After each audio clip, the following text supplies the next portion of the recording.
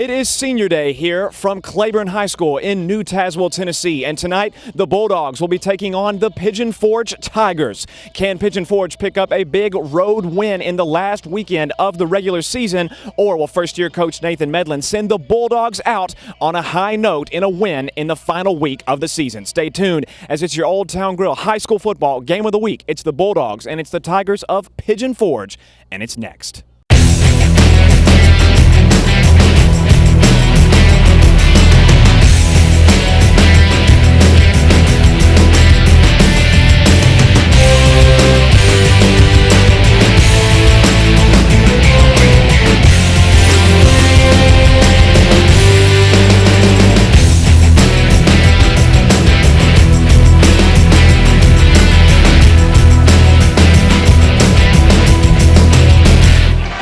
The visiting Tigers of Pigeon Forge, they opened the season with a loss to Gatlinburg Pittman 28-24, then lost to Seymour 28-9, lost to Northview Academy 36-29, before defeating West Green 35-0. They then lost to Lenoir City 20-17 and Elizabethton 47-7, before winning 3 straight games in a row over Unicoi County and Shucky Doak, both by the score of 35-14, and defeating the Longhorns of Johnson County last week 21-7. Again, this is your final regular season matchup of the 2016 season. 2 minutes and 45 seconds until kickoff between Pigeon Forge and Claiborne, as the team captains now are marching onto the field. Claiborne with their white helmets and navy blue uniforms with white pants and white numbers. Pigeon Forge is sporting white helmets, white uniforms, and black pants with their orange numbers. Appropriate colors for the Halloween season, as Halloween is coming up on Monday. Official captains for the Claiborne Bulldogs: number 74, Austin Williams; number 58, Matt Walker; number 45, Isaiah Cloud; and number 3, Jacob Butler. With the rest of the seniors looking on: number 66, Blake Hill; number 20, Blake Helderman; number 19, Remington Mountain; and number 4, J.R. Childress. Those are all of these seniors participating in the last home contest in the last 2016 regular season contest of the year. 1 minute and 40 seconds remaining until the kickoff between the Bulldogs and the Tigers, as both teams have now concluded the pregame coin toss and are going back to their respective sidelines before we kick off here from New Tazewell, Tennessee. Both teams now awaiting the opening kickoff, as we mentioned here from New Tazewell. Pigeon Forge, the winners of 3 straight contests, while Claiborne has lost 6 in a row. And a win here towards the end of 2016 in the final game of the season would be a huge feel-good sensation, if you will, for first-year head coach Nathan Medlin, as the Bulldogs stand at 2-7. And the home team, the Claiborne Bulldogs, will be kicking off. Pigeon Forge will have the ball, to start this contest. Again, Pigeon Forge needs a win here over Claiborne to stay in contention for the playoffs, as they stand tied with Unicoi County in the 4th place spot. As we are now in the final seconds of pregame before the Tigers kick off with the Bulldogs. Kicker for the Claiborne Bulldogs is number 58, Matt Walker, the senior, here participating in his last game. As the Tigers are getting ready to set, as we await the final seconds of anticipation before the opening kickoff. Walker set to get the opening kickoff away. There is the siren that has alarmed this audience that the first quarter is now set to be underway. Walker has now kicked the ball away from his own 40-yard line, and it's going to go out of bounds on the opening kickoff. That's going to be a penalty, and the Tigers are going to have good field position to start the game. He doesn't even use a tee when he kicks off. He just puts it right on the ground, so you know he's not really going for distance. You're kind of going for that muff You hope somebody maybe dropped the ball. You're trying to put it right around the 30 and just let it bounce. And that time, unfortunately, just went out of bounds on it. The Tigers of Pigeon Forge, winners of 3 straight contests, are going to get the ball at their own 35-yard line here with a K&K Metal first down and 10 for the opening offensive possession of the game. Pigeon Forge Tigers line up in the shotgun formation with 3 wide receivers and a running back to the quarterback's left side. Quarterback's going to hand off to the left side, and that's number 4 for Pigeon Forge, Andrew Biamont, and breaking past the defense and into Claiborne territory and pushed out of bounds all the way near the Claiborne 20-yard line is Andrew Biamont for Pigeon Forge, and the first play of the game is a successful one for the Tigers. That is too easy. If you're Claiborne, you can't give that up. They come out in a wing back. They was running that in the pregame, just a little sweep motion, and Claiborne looked like they had no idea what to do with it. They've been a little splotchy on defense, and especially against the outside runs, and they have got to clean that up. We mentioned the defensive problems for Claiborne, and they have already shown them the first play of the game. Pigeon Forge will now be snapping this with a K&K Metal first down and 10 all the way in the red zone from the 19-yard line. Quarterback for Pigeon Forge is number 2, Dawson Day. Dawson's going to line up under center and going to hand off to the left side, and breaking through the secondary and into the end zone is number 25 for Pigeon Forge, Colby Manis. And 2 plays into this one, Pigeon Forge is on the board. Yeah, they made that series look really easy, and that's what you can't afford to have happen if you're Claiborne. You cannot give up easy runs like that. 2 sweeps all the way down the field, touchdown. They've got to clean that up.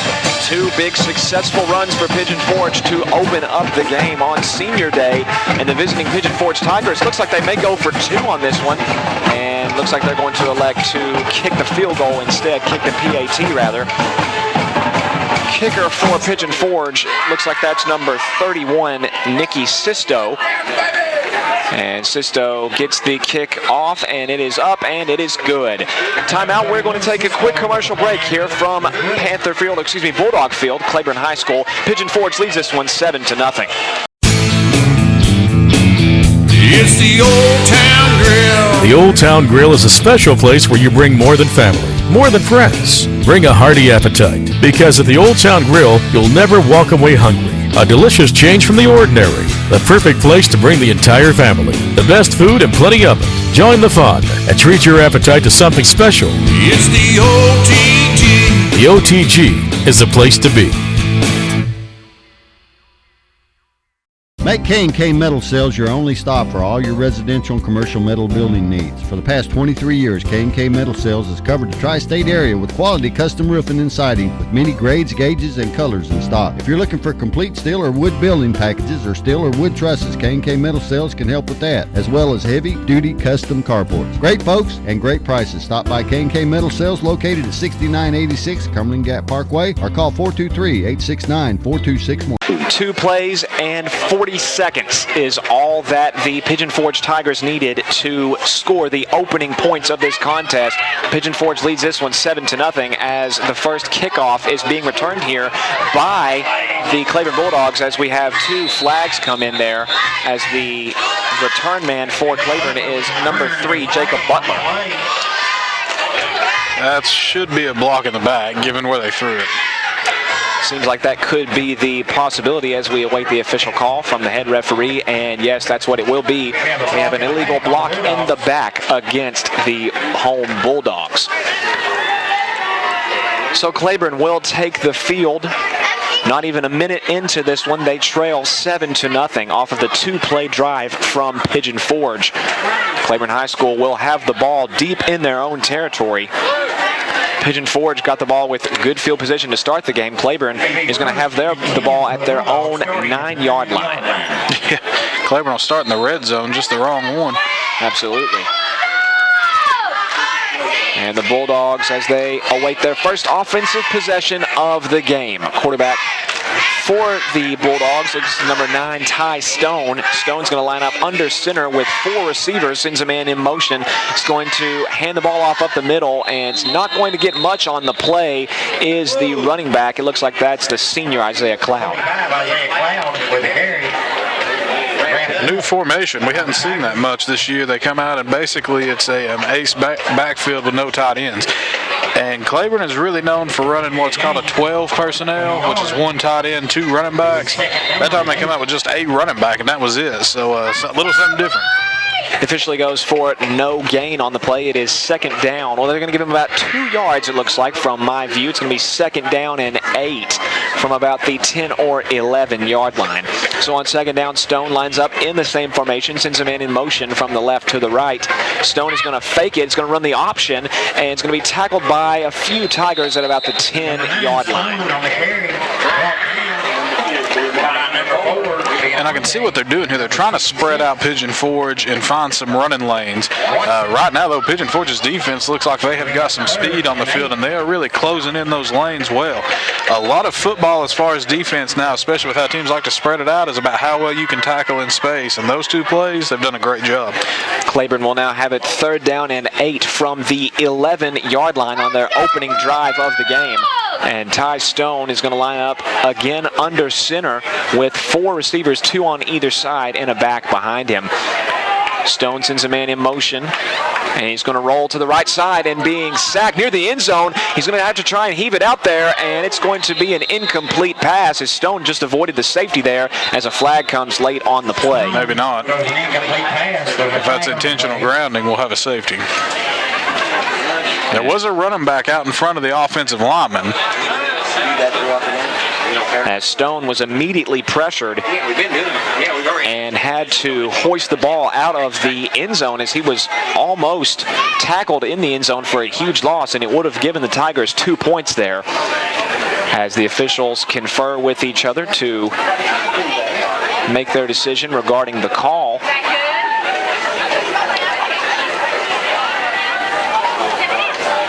And it is going to be against the Bulldogs. And that penalty is declined, and it's 4th down for Claiborne.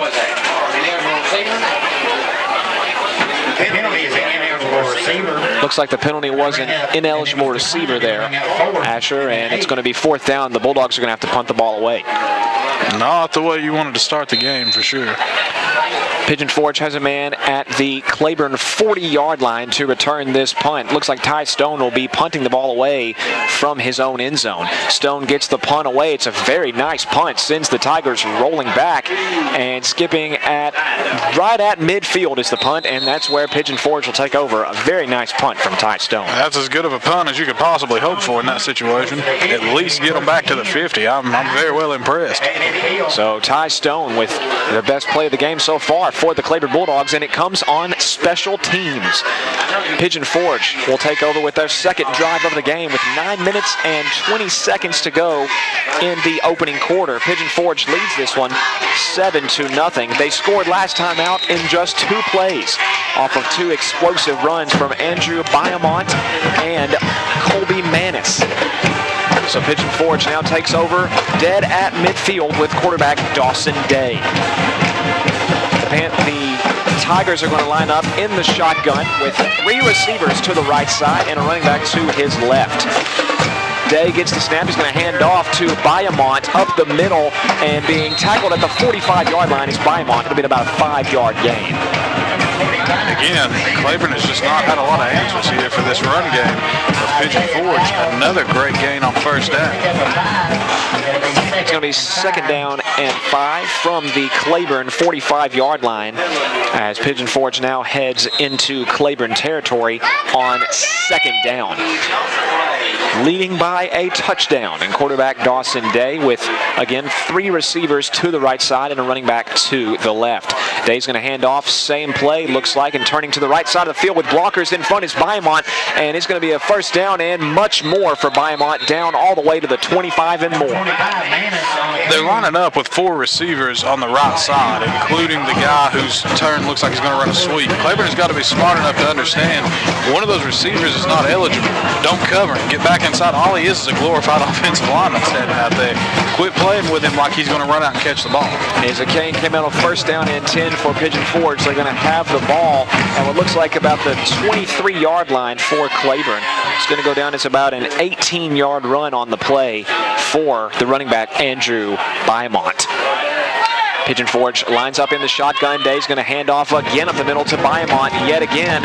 And skipping past the first down marker, spinning past defenders inside the 5-yard line is Biamont for another huge gain. Just making it look easy right now. Claiborne's run defense has zero answer right now for the Pigeon Forge offensive ground game. So far, it's been a one-man show almost for Pigeon Forge as Biamont has received the carry their last 4 plays, including last drive's touchdown.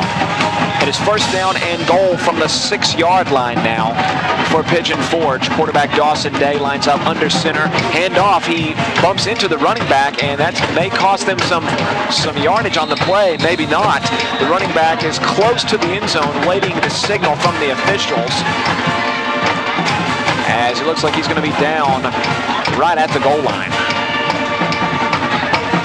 Could not see who the ball carrier was on that play. Looks like that could have been number 4, Biamont.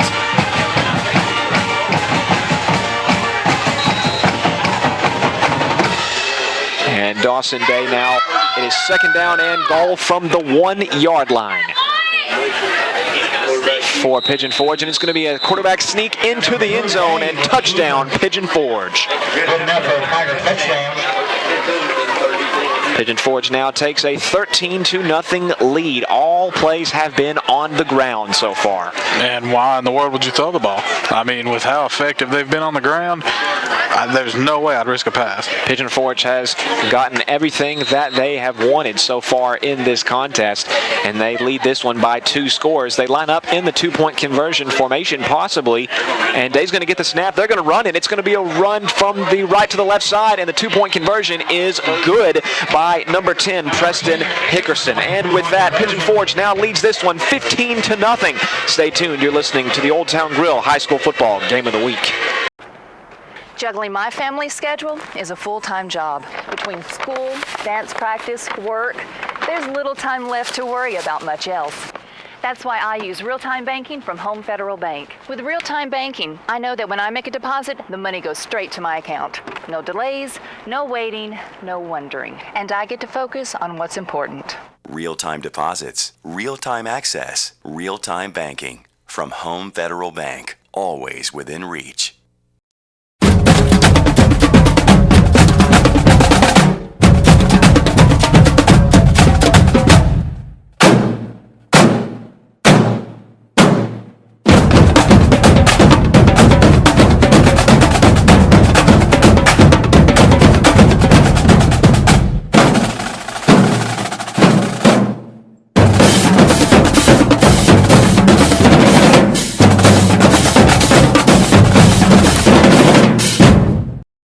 A 5-play, 2-minute and 10-second drive gives Pigeon Forge a 15-0 lead with 7 minutes and 10 seconds remaining in the opening period. So far, it has been a 2-man show for Pigeon Forge. Andrew Biamont and Colby Manis have dominated the Claiborne defense thus far in the game.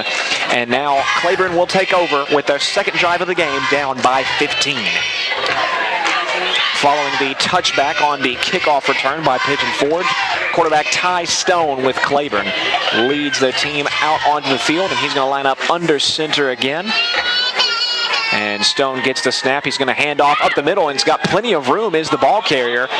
And it looked like there was a fumble on the play, and it was recovered by Pigeon Forge. Everything that can go wrong is going wrong right now. A fumble by the running back, number 10, Elijah Beeson, gives Pigeon Forge great field position off the turnover. This is danger zone for Claiborne. You have got to come up with a stop here, turnover, something. If you get down by 3 scores, I kind of wonder if this game's not already over, because right now they're about as flat as I've seen them. Pigeon Forge will take over for the third drive of the contest at the Claiborne 29-yard line. Pigeon Forge has had the ball at midfield or better for all 3 of their drives, and this one following the turnover by the running back, Elijah Beeson. And Pigeon Forge will now take over with just over 7 minutes to go in the first quarter, up by 15.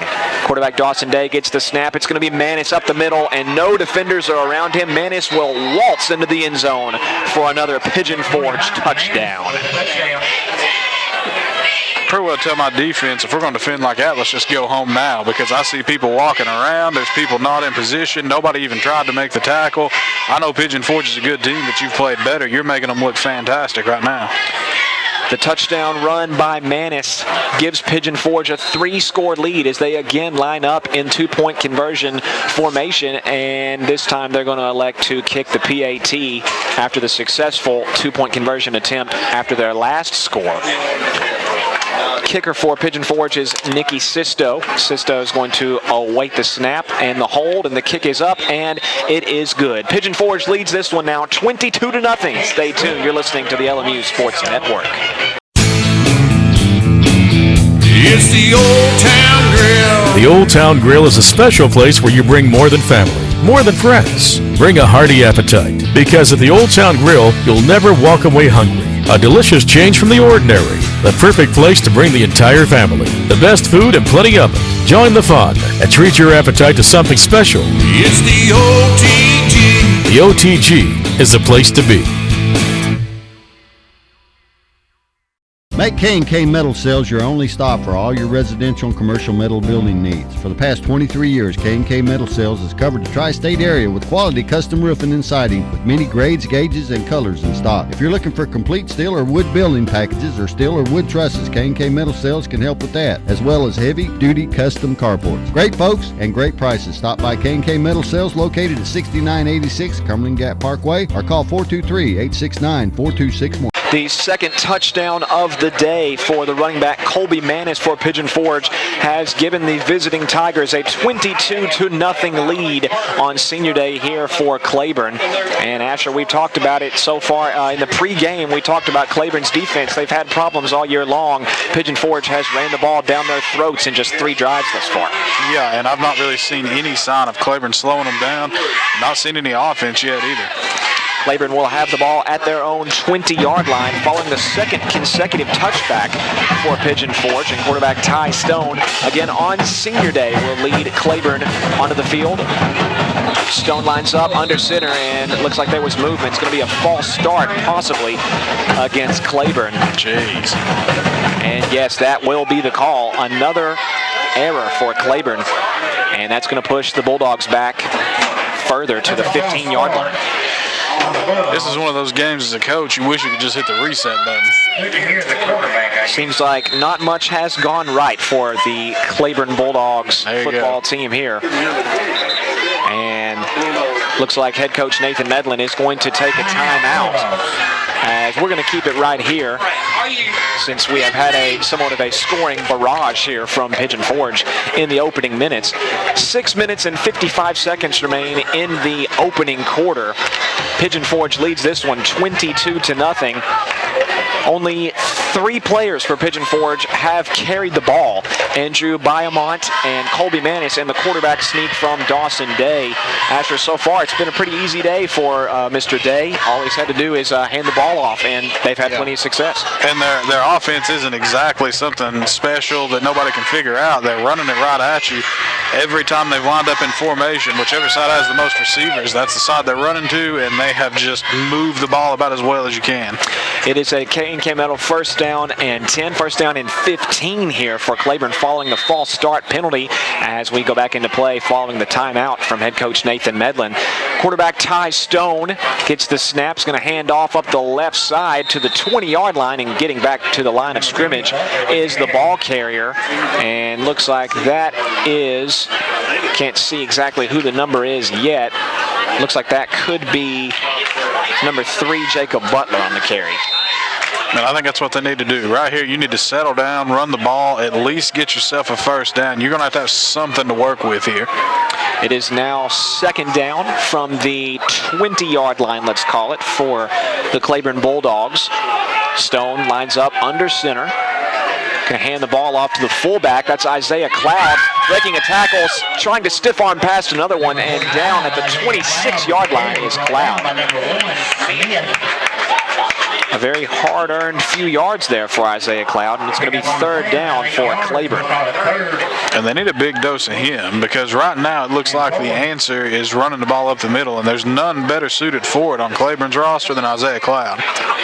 They're going to mark him down at the 27-yard line. It's going to be 3rd down and about 4 yards here. A big 3rd down conversion, 3rd down opportunity here for Claiborne. Off of the 7-yard run by Isaiah Cloud. Stone is going to play fake, and he's going to try the option, and he is not going to get enough for the 1st down. Tackled at about the 30-yard line. We'll see where the referees mark it, and they're going to give it to him. It's going to be a 1st down. It looked like from first view that he did not make it, but the officials spotted him he just barely made it. It's going to be a K&K Metal 1st down for Claiborne. That's what they had to have. You have to have something positive if you're ever going to start mounting any kind of momentum. A 1st down, it may not seem like much, but it is something positive. Off the quarterback keeper for Ty Stone, it's a K&K Metal 1st down and 10 from their own 31-yard line. Stone under center. With 2 backs behind him, he's going to hand the ball off up the middle, and he's going to have to skip out to the left side, and getting maybe a yard on the play is the ball carrier. And that was number 3, Jacob Butler. Pigeon Forge is really going to start coming up now. You've had some success on the ground. They don't want Claiborne to get any momentum. They're going to start creeping up just a little bit. It's going to be 2nd down and 9 from the 32-yard line of Claiborne. And they're going to be spotted here. They're close to the far sideline for Ty Stone and company. Stone's going to line up under center with 3 receivers. Going to roll to the left side, pitching off to Butler, and Butler fumbles the ball, and however, it could be picked up by Claiborne. We'll see if it is. The ball's picked up at the 30-yard line, and it will stay Claiborne's ball. That was an excellent effort played by Matt Cupp to not give up on that, because that ball was in the middle of about 5 defenders, and he managed to stick with it and pick the ball up for Claiborne. That could have been another disaster. So Claiborne very fortunate here. Ty had the pitch was there. It was a little high, but Butler's got to come down to that. It is 3rd down and 10 from the 30-yard line. They officially lose 2 yards on the play as the heads-up play, as you said, Asher, from Claiborne to avoid another turnover. 3rd down and 10 from the 30-yard line. Stone under center with 3.5 to go in the opening quarter. Stone's going to roll back for the first passing attempt of the game, and he is being pushed out of bounds close to the line of scrimmage. That's going to force a 4th down. Number 65, not sure if that was a designed run or if Ty rolled the wrong way, because all of your receivers are running left and Ty was going right. So if that's a designed run, I see trying to catch the defense off guard, but it sure enough didn't work that time. The run goes for no gain on the play. It's 4th down and 10. That's going to force Claiborne to punt the ball away. Ty Stone delivered a fantastic punt last time that got all the way out to midfield from their own end zone. And Stone's going to boot this one away, and another very nice punt. This one's going to be recovered by what looks like the quarterback for Pigeon Forge, Dawson Day. And Day, there's going to be a flag on the field as Day's taken down near his own 45-yard line. Flag on the play. I think it was a block in the back on number 3, TJ Bingham. I'm not sure, but that's what it looked like. We will await the signal from the head official. 3 minutes and 3 seconds remain in the opening period. Pigeon Forge leads 22-0, and it is going to be an illegal block in the back against the Tigers. Their first penalty of the evening. The Tigers will take over with just over 3 minutes to go in the opening period. Leading this one by 3 scores, they will have their worst field position of the game from their own 30-yard line. Now you're in a position to really make them work for it. If you can come out and at least get some kind of fire on defense, if you could create a 3 and out, you could actually get the ball back with some decent field position. Claiborne had the ball at their own 30-yard line. Now Pigeon Forge takes over at their own 30-yard line. Quarterback Dawson Day, who just returned the punt, gets the snap in the shotgun, hands off to Andrew Byamont on the right side, and to the 40, to the 45, to the 50, and into Claiborne territory is Byamont, and a big 1st down run again for Pigeon Forge. Claiborne has 0 answers right now for that. They don't have a 1. it's hard to watch a team be this helpless on defense, but they cannot stop the run, and especially the run outside right now. K&K Metal first down and 10 from about the 48-yard line of Claiborne after the big run by Biamont. And Pigeon Forge lines up in the shotgun. He's going to hand off up the middle, and plenty of room again is the running back. This time it's Manis, and pushing past some Bulldog defenders for another first down all the way to the 35-yard line is Colby Manis. And all that is they fake the jet and then turn around and hand it to the running back, and just tons of running room. The offensive line is dominating the line of scrimmage. I mean, dominating the line of scrimmage. A 13-yard run for Colby Manis gives the Tigers a K&K Metal first down and 10 from the Claiborne 35-yard line. Quarterback Dawson Day in the shotgun. Going to get the snap for the first passing play of the game. He's going to throw it deep to the left side, and pass is just overthrown, incomplete. The intended receiver was number 11, Adam Treor. Coverage was there. Very nice defensive play from Claiborne, as the pass is a little overthrown into double coverage. It's going to be second down and 10 for Pigeon Forge.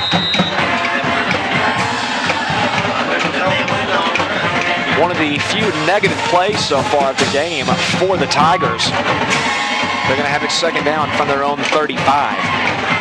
Day going to hand off to Manis to the right side. It's going to stick with what has got them their most success thus far. And Manis gets around the first down marker. And it's looking like it's going to be third down and short off the run from Manis. Need a stop. I mean, you're going to have to hold them for 2 downs, but you need a stop. You cannot afford to let Pigeon Forge get on the scoreboard again. A 9-yard run from Manis gives the Tigers the ball at the 26-yard line, third down and 1. Day sends a man in motion. There's going to be a whistle and a flag on the play before the snap. When they're getting ready to snap the ball. And it's going to be a false start against Pigeon Forge. That's going to bring them back a little bit. A false start on the Tigers. Pigeon Forge will now have the ball third down and 6 at their own 31. Or at Claiborne's 31, excuse me. Third down and 6, 1 minute, 25 seconds remaining in the opening period. The Tigers lead 22-0. Day sends a man in motion from the right to the left. He has 4 receivers on the play, gets the snap, going to throw to the man in motion. It's complete at the 20-yard line, and running into his own man, stumbling past the 15-yard line is the receiver. That's number 10, Preston Hickerson, and it's a first down for Pigeon Forge. Well drawn up play, empty backfield, just the quarterback back there. They fake the jet sweep and then just turn around and throw it to the man who faked it. He's got a couple of blockers in front of him. Good blocking downfield too, and he had all kinds of space. The first completed pass of this evening's contest gives Pigeon Forge the ball at the 15-yard line of Claiborne. They have now marched into the red zone yet again, leading this one by 3 scores under a minute to go in the first quarter. Quarterback Dawson Day off the completed pass to Preston Hickerson. Day's going to send a man in motion, and looks like that could be another false start penalty against Pigeon Forge. We shall see what the call is, and it is another false start on Pigeon Forge, the second of the drive. So Pigeon Forge will now have it first down and 15 from the 20-yard line. The second false start penalty of the game for Pigeon Forge. They now have had 3 penalties on this drive if you count the illegal block in the back on the punt return. Under 30 seconds to go in the first quarter. Day's going to hand off after a couple fakes, and a nice defensive play from Claiborne there as the back is tackled for no gain. They were all over that one. Claiborne likes that better. If you're going to line up and run, they would rather you run right at them, get a fullback back there, something they can see. The biggest thing that's been killing them is the spreading them out and then picking the lane you want to run in. Claiborne has not been tackling well in space. And with that, that's going to be the end of the first quarter. So after 12 minutes, Pigeon Forge leads Claiborne by the score of 22-0. Stay tuned. You're listening to the Old Town Grill Game of the Week. Juggling my family schedule is a full-time job. Between school, dance practice, work, there's little time left to worry about much else. That's why I use real-time banking from Home Federal Bank. With real-time banking, I know that when I make a deposit, the money goes straight to my account. No delays, no waiting, no wondering. And I get to focus on what's important. Real-time deposits, real-time access, real-time banking. From Home Federal Bank, always within reach.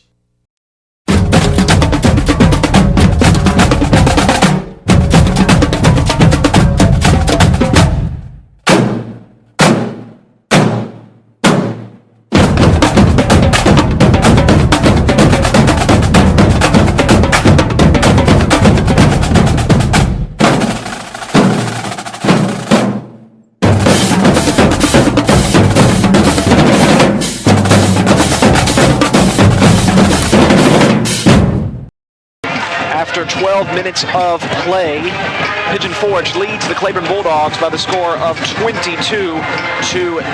And Pigeon Forge is driving here again. It is second down and 15 from their own 20-yard line. Pigeon Forge has had all their success mostly running the ball in this game. And Day's going to have it play action. And he attempted for a throw deep into the end zone, and it's batted down by the defender. Way to get your hands up. That's what you want to do. A lot of people think that the only way to really disrupt the quarterback is to get back there and sack him, and that's not true. Getting your hands up sometimes the D lineman can do just as much or more to affect the passing game because he has to change the angle or it gets batted down. Two very nice plays from the Claiborne Bulldog defense has forced the Pigeon Forge Tigers into a third down and 15 from their own 20-yard line. As quarterback Dawson Day in the shotgun with four receivers, two on either side. Dave in the man in motion from the left to the right. Day's going to roll to the right side. They're going to throw it to the man in motion. It is incomplete. Intended receiver was Preston Hickerson. Pigeon Forge went for the same play that got him a big chunk of yardage earlier, and there's a late flag on the play. As the intended pass from Day to the man in motion, Hickerson, falls incomplete, which would force a fourth down if the penalty stands here against Pigeon Forge. You would think that Claiborne would decline it. And is an ineligible receiver downfield. And the penalty is declined as we thought. And it's fourth down for Pigeon Forge. Now you wonder what kind of leg the kicker may have. It is decision time here for head coach Scott Meadows and Pigeon Forge. Fourth down and 15 from the 20-yard line. And it looks like they will elect for a field goal here. About a 36, 37-yard field goal attempt. Kicker is number 31, Nicky Sisto, for a deep field goal opportunity here for Pigeon Forge. The kick is up, and it looks good. However, it is no good, wide to the left. So a defensive stand for Claiborne will give them the ball back at their own 20-yard line. Again, trailing this one 22-0. Had to have that. You had to have a stop. If they score again, it really is. It's all. I know it's early, but it's time to start thinking about the fact that you may not be coming back. Now you've got the ball. It's deep in your own side. But again, if you can just get a couple of first downs, you've got to keep this momentum going. You got a first down last time. You got a stop on defense. Now you got the football back. 17 seconds into the second quarter of play, and quarterback Ty Stone will lead the team back out onto the field here on Senior Day from New Tazewell, Tennessee. Stone under center on a K&K Metal first down and 10. Going to fake a handoff. He's going to pitch it to the left side, and Isaiah McLeod is going to lose a big chunk of yardage, tackled by a host of Tigers behind the line of scrimmage. That was number 10, Preston Hickerson for the Tigers. He done a great job of playing both people that time. Baited the quarterback into the pitch, but never tackled him. As a quarterback, the only time that it's tough to do this option thing, because when somebody slow plays it like that, really gets in the middle, it's hard to know which way to go. Looks like that's going to be a huge loss on the play, as it's going to be second and long from about the 13-yard line, it looks like here for Claiborne. Off the loss on the option play, as Stone lines up under center. Play action is going to throw a slant pattern. He had a man open, but the ball hits the ground incomplete. That one was about as open as a slant could be. I'm going to say that he probably saw big yardage coming right there, maybe got a little bit excited. Intended receiver on the play was number 44, Matt Cupp, the Claiborne Bulldog, who recovered the fumble on the Bulldogs' last possession, saved a turnover, and nearly got a big chunk of yardage there. It's going to be third down and about 16 from the 13-yard line. Third down, about 16 yards to go. Stone under center on this third and long. Stone's going to get the snap and drop back to throw. Throwing deep to the right side. He's got a man open and he's caught at the 30-yard line, to the 40, to the 45, to the 50, to the 40, to the 30, to the 25, and pushed out of bounds close to the 20-yard line. The biggest play of the game for the Bulldogs. It's number 23, Hunter Rosenbaum. Ty Stone is a skilled enough passer, and there are a few receivers that are skilled enough that if you want to line up and go straight man coverage against this team, they can beat you. We just saw that right there. A little bit of a move, and all of a sudden he's all by himself. Bulldogs have got to throw that in, I think, a little bit more as this game goes, because right now I've seen some open receivers. A huge pass completion down the far sideline gives the Bulldogs the ball at the Pigeon Forge 22-yard line with a Kane Camelo first down and 10.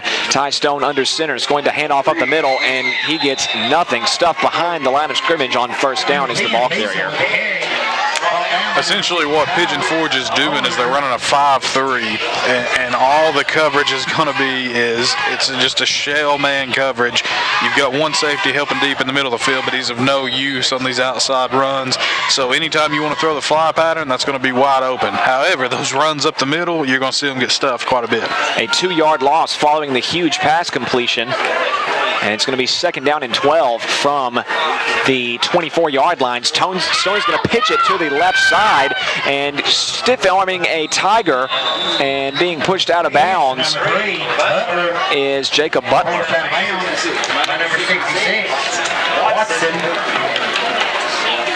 As Butler with the nice move to push the Tiger out of bounds, that's going to make it about 3rd and 7 from the 20. Trying their best to get to that outside, but Pigeon Forge is going to make it difficult to run. Again, there's 8 in the box, and all of them are watching for the run. The Claiborne Bulldogs now in Pigeon Forge's red zone with 9:57 to go in the second quarter. Stone under center. He's going to hand it off to the left side, and with room in front of him is the Claiborne ball carrier, and into the end zone is number 3, Jacob Butler. Touchdown, Claiborne Bulldogs. Finally something that looks like life from the Claiborne Bulldog offense. We see them come out, they threw well that drive, they ran well that drive. The offensive line woke up a little bit. This is where you start mounting some kind of comeback. This is where you get back into the game. A 20-yard touchdown run for Jacob Butler, and Claiborne gets on the board with 9:48 to go in the second quarter. The Claiborne Bulldogs have now shown life following a 22-0 deficit, and looks like Claiborne could attempt to go for 2 here, and looks like they will. Stone is under center, and he's going to roll to the right side and skipping into the end zone, and the 2-point conversion is good. So with 9:48 to go in the second quarter, Pigeon Forge now leads this one 22-8. It's the Old Town Grill. The Old Town Grill is a special place where you bring more than family, more than friends. Bring a hearty appetite, because at the Old Town Grill, you'll never walk away hungry. A delicious change from the ordinary. The perfect place to bring the entire family. The best food and plenty of it. Join the fun and treat your appetite to something special. It's the OTG. The OTG is the place to be. Make K&K Metal Sales your only stop for all your residential and commercial metal building needs. For the past 23 years, K&K Metal Sales has covered the tri-state area with quality custom roofing and siding with many grades, gauges, and colors in stock. If you're looking for complete steel or wood building packages or steel or wood trusses, K&K Metal Sales can help with that, as well as heavy-duty custom carports. Great folks and great prices. Stop by K&K Metal Sales located at 6986 Cumberland Gap Parkway or call 423-869-4261. A 6-play drive that took up nearly about 2 minutes on the clock puts the Claiborne Bulldogs on the board, and Claiborne now trails in this one 22-8. And there's the ensuing kickoff from the Claiborne Bulldogs kicker, and nearly muffed by the Pigeon Forge Tiger. Pigeon Forge is going to keep possession as number 34, Jacob McCarter, was able to fall on it, and Claiborne nearly just got the ball back. Yeah, and that's what you are wanting with that kind of kick. As a coach, you get really nervous when somebody kicks one of those and it's just bouncing all over the ground, and you're kicking it towards the guys who really aren't meant to field kicks anyway. So as a coach, that makes you a little nervous. The Tigers will have the ball at their own 40-yard line, leading this one 22-8. We'll see how the Tigers respond following Claiborne's first touchdown of the game and a successful 2-point conversion. 9 minutes, 43 seconds remain in the second period. Quarterback Dawson Day lines up. It's going to be a whistle before the play, and what likely could be another false start for Pigeon Forge. And yes, it is. Pigeon Forge will be going backwards again. This is what Claiborne needs. They need Pigeon Forge to shoot themselves in the foot a little bit, get back, and then they need to, and you want Pigeon Forge to rely on having to throw the football to get the first down. The third false start penalty of the game for Pigeon Forge, and their third in just the last 2 drives. So now it's first down and 15 from the 35-yard line. Day's going to hand the ball off to the left side to the running back Manis, and past the 40-yard line is Manis to about the 43 or 44-yard line. Brought down by number 23, Hunter Rosenbaum. Looks like Claiborne is coming out and lining up in a 3-3-5, which would be okay against this defense, or against this offense. It's just that Pigeon Forge is doing a good job of creating space, and Claiborne's not doing a very good job of tackling in space. An 8-yard run for the running back Colby Manis. It's going to make it second down and 7 from Pigeon Forge's own 43-yard line. Another whistle before the snap, and another false start likely for Pigeon Forge is coming here, and we'll wait the decision from the official, and yes, it is another false start against Pigeon Forge. And right now, Pigeon Forge just can't get out of its own way. As good as they looked in the, looks like we got a timeout. They need it. And yes, there is a timeout on the field. We'll take it with them. 9:04 to go. Pigeon Forge leads 22-8. Juggling my family schedule is a full-time job. Between school, dance practice, work, there's little time left to worry about much else.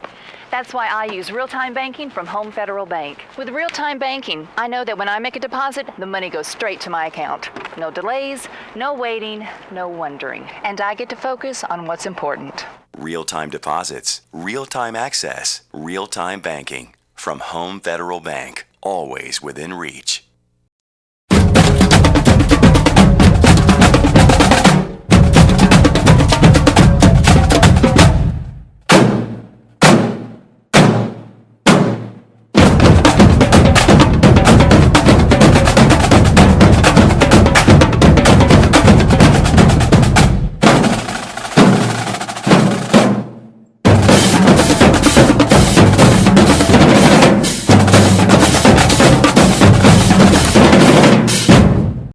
On second down and 12, the pass attempt from Dawson Day is tipped, and it is complete, however, at about the 45-yard line, and about to the 46-yard line was the Pigeon Forge receiver. Well defended. It just so happened that the ball bounced that way. Now you've got a third and about 5. This would be huge if you can get a stop here for momentum. 3rd down and 5 from Pigeon Forge's own 46-yard line. Day gets the snap and breaking a tackle behind the line of scrimmage, breaking another one with plenty of Bulldogs surrounding him. Day dives to midfield, and it looks like he will have enough for the 1st down. And yes, they're going to give it to him. A nice effort from the quarterback, Dawson Day, on 3rd down. They very much had the chance right there to stop him. He was hit twice in the backfield and managed to get away from both of them enough to dive for the 1st down, and then got the 1st down. So the defense had him. You just have to hold on to him. A Kane K-Metal 1st down and 10 into Claiborne territory at the 49-yard line with 8:13 to go in this contest. Day's going to line up under center for one of the first times in this game. He's going to hand off to the left side to the running back Manis, and Manis just past the line of scrimmage and goes out of bounds. Nice tackle on the edge that time, doing a good job. They did a great job that time of playing in space, something they've been lacking throughout the game. That is something that has to sure up for them. 2nd down and 9 off the short run from Manis. Pigeon Forge will now have the ball at the Claiborne 48-yard line. 7 minutes and 35 seconds left to go in the 2nd period. Pigeon Forge leads this one 22-8. This is Pigeon Forge's 1st drive following Claiborne's 1st touchdown of the evening. Day lines up in the shotgun with a running back to his right. Sends a man in motion from the left to the right. And it looks like we have movement again from Pigeon Forge. And it is another false start penalty for the Tigers.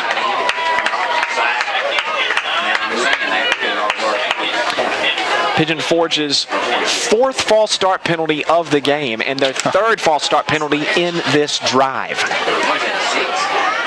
No matter how much offense Pigeon Forge can muster together in this drive, they keep punching themselves in the foot here, shooting themselves in the foot with these false start penalties. And that's something that you got to cut out. We're talking about 5 yards a pop, and when you start getting 4 or 5, I mean, at this rate, we're going to be at 10 before the end of the game. That is a lot of yardage, and simply, you already know the snap count. That's your advantage. Pigeon Forge now has the ball 2nd down and 14 at their own 47-yard line as Day hands the ball up the middle to the 50, to the 45, and a nice tackle there by the Claiborne defender. And Pigeon Forge will now have the ball 3rd down into Claiborne territory at the 44. Again, this is another crucial stop. You need this stop. They had him pinned last time. He was hit twice in the backfield and got away. You have got to come up with this. 3rd down and 5 from the Claiborne 44-yard line is the Pigeon Forge offense. Quarterback Dawson Day and company. Just a little over 6 minutes to go in the 2nd quarter. Day in the shotgun with 3 receivers. Running back to his left side. Day looking back to throw. Got pressure. Screen pass is complete and being tackled and close to the 1st down marker. It looked like he was going to be knocked short. He stretches out close to the marker. Was the receiver, Andrew Biamont. They didn't get it. And it looks like they did not. About a yard short on the play, on the completed screen pass. It's going to be 4th and 1, and it looks like Coach Scott Meadows is going to go for it here for Pigeon Forge. I think I would too. With how effective my run game has been, I think I can rely on them per yard here. 4th down and 1 from the Claiborne 40-yard line with 5:22 to go in the 2nd quarter.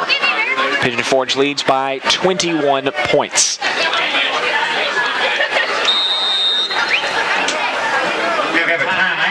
And there's a timeout on the field. We'll take it with them. Pigeon Forge leads this one by 14. It's the Old Town Grill. The Old Town Grill is a special place where you bring more than family, more than friends. Bring a hearty appetite, because at the Old Town Grill, you'll never walk away hungry. A delicious change from the ordinary. The perfect place to bring the entire family. The best food and plenty of it. Join the fun and treat your appetite to something special. It's the OTG. The OTG is the place to be. Make K&K Metal Sales your only stop for all your residential and commercial metal building needs. For the past 23 years, K&K Metal Sales has covered the tri-state area with quality custom roofing and siding with many grades, gauges, and colors in stock. If you're looking for complete steel or wood building packages or steel or wood trusses, K&K Metal Sales can help with that, as well as heavy-duty custom carports. Great folks and great prices. Stop by K&K Metal Sales located at 6986 Cumberland Gap Parkway or call 423-869-4261. The fourth down conversion was successful for the Pigeon Forge Tigers as Colby Manis got the snap and bursted forward for the first down. A K&K Metal first down and 10 for the Pigeon Forge Tigers at the 38-yard line of Claiborne. Quarterback Day lines up under center, sends a man in motion, going to hand the ball up the middle of the field. That's number 34, Jacob McCarter, and he is tackled at about past the 35-yard line. Right now, the scheme that Claiborne's trying to run, I understand it. I've been here before. It's just when you run a 3-5, you don't have anybody to suck up offensive linemen. There's nobody to take on those blocks and kind of get the linebackers freed up. Pigeon Forge's entire offensive line basically is getting up to linebackers right now, and that is why they've had such success running in space. A 5-yard run for McCarter gives Pigeon Forge the ball, second down and 5 at the 33-yard line. McCarter gets the snap. He's going to fake it, and with plenty of room in front of him, a first down and more. Cuts back to the field at the 10-yard line and all the way out to the 5-yard line, and a late flag on the play off the huge run from Dawson Day.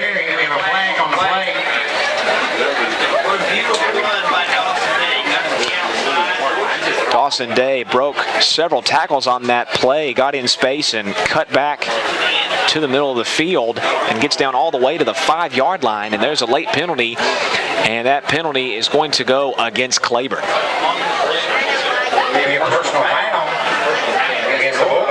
A little extracurricular activity there, personal foul against Claiborne. And Pigeon Forge is now knocking on the door, first down and goal. Again, that offensive line is just having its way with this defense. And we saw it on that play. When he got outside, there was nobody there. The offensive line had literally walled off the entire defense. And there is a timeout on the field. We'll keep it right here with 4 minutes and 1 second remaining in the second period. Pigeon Forge, again, Asher, has had success running the ball. This drive has been stalled somewhat due to all the false start penalties, but so far it's due to Claiborne not being able to get off the field defensively. Yeah, and they've had the opportunities. They've had twice now, once on a 4th and 1. They had the better opportunity was on that 3rd and about 5 and missed 2 tackles in the backfield. I mean, you had a chance to end this drive around the 50 and force a punt, but just letting them hang around, missing tackles, not getting in space. Claiborne has missed tackles to the point where it is offsetting all the offsides Pigeon Forge has had, and you don't want that as a defense. Dawson Day has had 2 very impressive runs on this drive. One run at about midfield where he extended just past the first down marker, and the last play where Day cut back to the middle of the field and is now down first and goal at the 8-yard line for Pigeon Forge. It's going to go down as about a 25-yard run for Dawson Day. First down and goal to go. Day hands the ball up the middle, and into the end zone is Jacob McCarter. Touchdown, Pigeon Forge. Just nobody there. I mean, I know that a lot of these runs have been impressive because of the distance, but they're not hard runs. A lot of these running backs are just getting the ball and running straight forward, not being touched. A touchdown by Pigeon Forge gives them a 28-6 lead with just under 4 minutes to go as the Tigers are going to elect to kick the extra point here. The kicker, Nicky Sisto, is going to await the PAT, gets the snap, the hold is good, and there is a whistle before the snap, or just after the hold took place, and it's another false start against Pigeon Forge. They just can't stop. What looks like the 5th false start penalty for Pigeon Forge in this game, the 4th false start penalty just on this drive alone. And that's going to bring the PAT back a few yards here. So kicker Nicky Sisto had an unsuccessful 37-yard field goal attempt earlier. Is now going to have a deeper extra point than usual with 3:56 to go until halftime, following Pigeon Forge's 4th touchdown of the game. Sisto's going to wait the PAT. And there's the snap, there's the hold, the kick is up, and no problem, it is good. So with under 4 to go in this one, Pigeon Forge leads 29-8. Juggling my family schedule is a full-time job. Between school, dance practice, work, there's little time left to worry about much else. That's why I use real-time banking from Home Federal Bank. With real-time banking, I know that when I make a deposit, the money goes straight to my account. No delays, no waiting, no wondering. And I get to focus on what's important. Real-time deposits, real-time access, real-time banking. From Home Federal Bank, always within reach.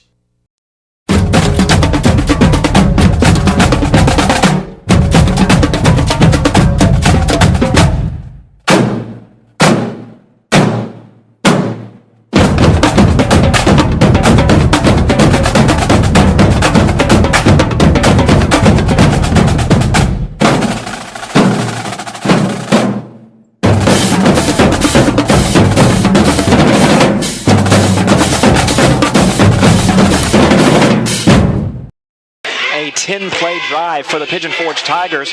Asher, that ate up about 5 minutes of play time there, and it was about the best way you can respond following a touchdown from Claiborne. 3 minutes, 56 seconds to go in the second period as a kickoff return. Here, Jacob Butler is clipped down at the knees at about the 35-yard line on the nice kickoff return from Jacob Butler. So they have decent field position. Butler's a pretty good kickoff returner. Just not going to have much of a chance against this particular kicker if he's going to kick in the end zone every time. I think that Claiborne really needs to respond here. Pigeon Forge has basically had their way with that defense except for one particular drive. And Claiborne done great on offense the last time. Let's see if they can keep it going, because they'll have to score points if they're going to climb back in. Bulldogs will have it. A Kane came out of 1st down and 10 at their own 34-yard line following the touchdown by Pigeon Forge. Quarterback Ty Stone, under center, is going to get the snap, is going to go back to throw, looking to the right, gets the throw off. It is just over the head of the intended receiver, number 44, Matt Cupp, incomplete. Bring up 2nd and 10. Just a little high, but I'm telling you, it's there if they can complete these passes, because it is solid man coverage. There's no help. All it takes is one little move and you've got somebody beat. It was the second time in this contest that Ty Stone has found Matt Cupp pretty open on the play, just has not been able to complete the pass. 2nd down and 10 from the Claiborne 34. Ty Stone under center. And now he is going to get the snap and going to roll to the right side, and a perfectly timed pitch to the ball carrier, number 10, Elijah Beeson, and Beeson gets out to past the 35-yard line. That's when you have to pitch. You have to make the tackler commit to tackling you if you're the quarterback. We talked about that earlier. That's tricky. When in doubt, the quarterback keeps it, but you have got to make him commit that he is going to tackle you before you pitch it. A 2-yard run by Elijah Beeson. It's going to make it 3rd down and 8 from the 36-yard line. A crucial 3rd down here for Claiborne. You don't want to give Pigeon Forge the ball back following the Tigers' time-consuming touchdown drive their last time out. Ty Stone is under center again on 3rd down and long. Stone gets the snap, rolling to the left side. Got plenty of room in front of him. He's going to like to throw the ball towards the sideline, and incomplete pass. Intended receiver was number 23, Hunter Rosenbaum. Rosenbaum that time went out and played a little bit of defense too. Ball sailed on him a little bit, and it looked like number 1, Cyrus Smith, was going to have an interception, and Hunter batted it away, and that's what a good receiver will do. That's going to force a 4th down for the Claiborne Bulldogs from their own 36-yard line. So after the time-consuming touchdown drive from Pigeon Forge, the Bulldogs are going to have to punt this one away. 2 incomplete passes on 1st down and 3rd down doomed this drive for Claiborne. And Ty Stone will attempt to punt this one away. The Tigers have 2 players back to return. And it's going to be returned past the 30 to the 35 to the 40 to the 45 to the 50 to the 45 to the 40 to the 35 to the 30 to the 25 to the 20 and past the 20-yard line is the kickoff returner. A little bit of extracurricular activity off the huge kick return by number 10, Preston Hickerson. As we have a Claiborne Bulldog down on the play, as it looks like he could have taken a shot there towards the play's end. As Pigeon Forge will have the ball with tremendous field position again, following the huge kickoff return from Preston Hickerson. And I'll say that's about the 3rd hit I've seen, and this is going both ways. That's about the 3rd or 4th hit I've seen where I thought that could have easily been a late hit, and there's not been any. As you may have heard the crowd here at Bulldog Field, as there was a late hit, and that looks like the player that got hit there towards the play's end is the Bulldog that's down on the field. We'll let you know who that is when we get our first opportunity. 2 minutes and 25 seconds remain in the second quarter. Pigeon Forge leads this one 29-8. Again, just had a big kickoff return from Preston Hickerson deep into Claiborne territory, as both teams have now taken a knee, as the injured player was number 5, Michael Luttrell, the freshman. And now we will resume play with a K&K Metal first down and 10 for the Tigers of Pigeon Forge. Yeah, that could have, that could have very easily been a late hit. There was one on this near sideline that I could see where Jacob Butler went out of bounds in the first quarter and somebody come diving in, and I thought that could have easily been a penalty. There was one on Pigeon Forge's quarterback where he got hit really late, and I thought it could have been a penalty. And for me personally, if it's close to a late hit, I'd much rather you throw it than not. For some reason here, Pigeon Forge is going to get the ball at their own 45-yard line. Must have been a flag that we did not know about. Here, Pigeon Forge is going to have the ball on their own side of the field when it looks like they would have had even better field position. Pigeon Forge will have the ball at their own 45-yard line. They're going to hand the ball to the left side, and to about the 48-yard line is the ball carrier, number 25, Colby Manis.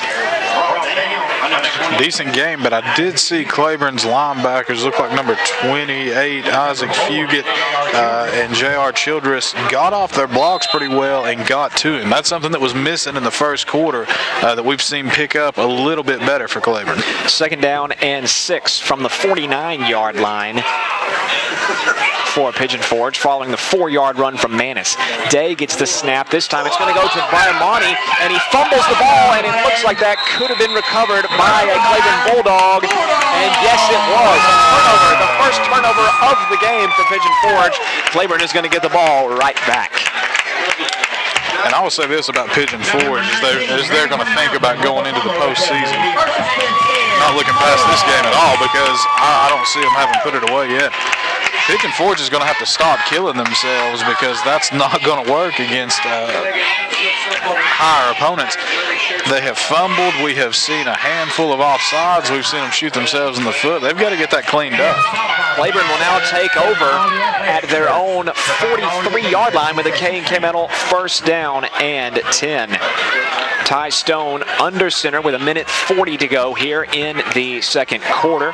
Stone rolling to the right side, going to throw back to the other side of the field. Pass is complete to Jacob Butler at the 45. And a great tackle there by the defender, number 7, Kendall Rowland.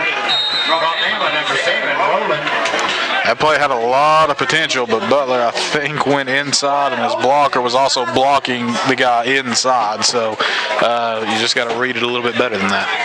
And we now have taken a timeout on the field with 1:27 to go. Pigeon Forge leads 29-8. Asher, it would be very big for the Bulldogs if they could get some points on the board here before halftime. Oh, yes, because you get the ball first coming out of the break, too. It'd be huge to get points. I think it's even bigger the fact that they would not give up a touchdown. I am not giving Pigeon Forge the ball back here. If that means I have to run the clock out, that's what I have to do. You're not getting it back. A 4-yard pass completion on the last play from Ty Stone to Jacob Butler as the Claiborne Bulldogs now go back out onto the field for what could be the final drive of the first half after the turnover by Pigeon Forge with 1:27 to go. Claiborne will have the ball at their own 46-yard line, 46 or 47. Stone under center. Stone is going to roll backwards, trying to break some tackles into midfield to the 45, and a great run that time by Ty Stone. It's going to be a first down for Claiborne. All right, now you can open up a little bit. You've got your first down. You know that you can run timeout if you have to, if something goes terribly wrong. Now you can kind of get in the playbook a little bit. A impressive run from Ty Stone on second down there. Looked like he could have been tackled behind the line of scrimmage. Instead, ends up giving them a great gain on second down. Claiborne will have the ball. K&K Metal first down and 10 at the Pigeon Forge 44-yard line. Stone back to throw, rolling to the right side. Pass is going to be over the head of the intended receiver, Butler, incomplete. I'm not sure if he was actually going to throw it to anybody there, if he was just trying to get that thing out of the way, because that was well over anybody's head. Nevertheless, it is second down and 10 with 1:13 to go in the second period off the incomplete pass. I really like the idea of letting Todd drop back here. The last time we saw him take an actual drop back instead of a rollout was that bomb to Hunter Rosenbaum down the side. Let him take a step back, and as soon as you plant that back foot, you know where you're going with a football. Just launch it. Again, second down and 10 from the Pigeon Forge 44-yard line. Claiborne trying to score before the first half runs out. They trail by 21 in this contest. Stone under center, going to roll this time to the left side, fires the pass and is incomplete. Intended receiver, looks like that is Matt Cupp as he tried to dive out of bounds. Incomplete.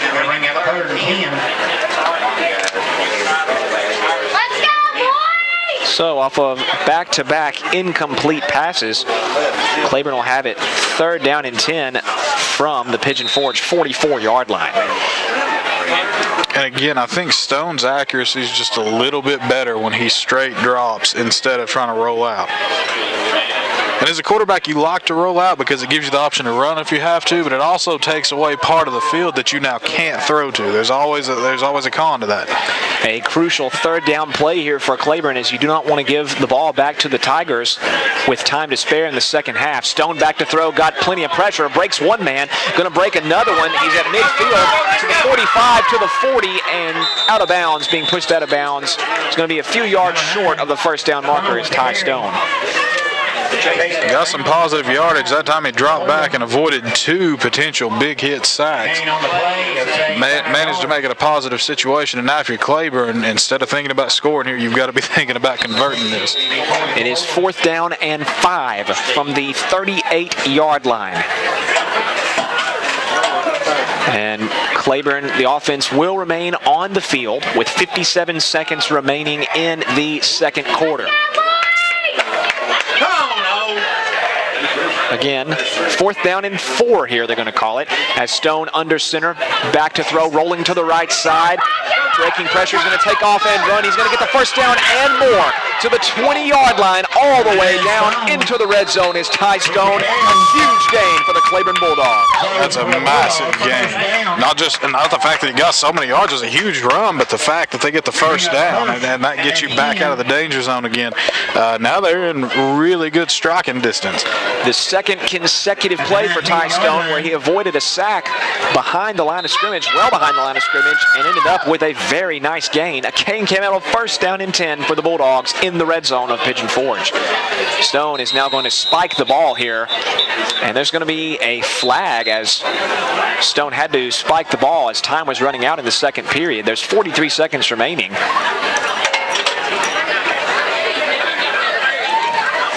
And as we await the official ruling from the official, It's going to be intentional grounding on the spiked pass. Did he not throw it down behind the line?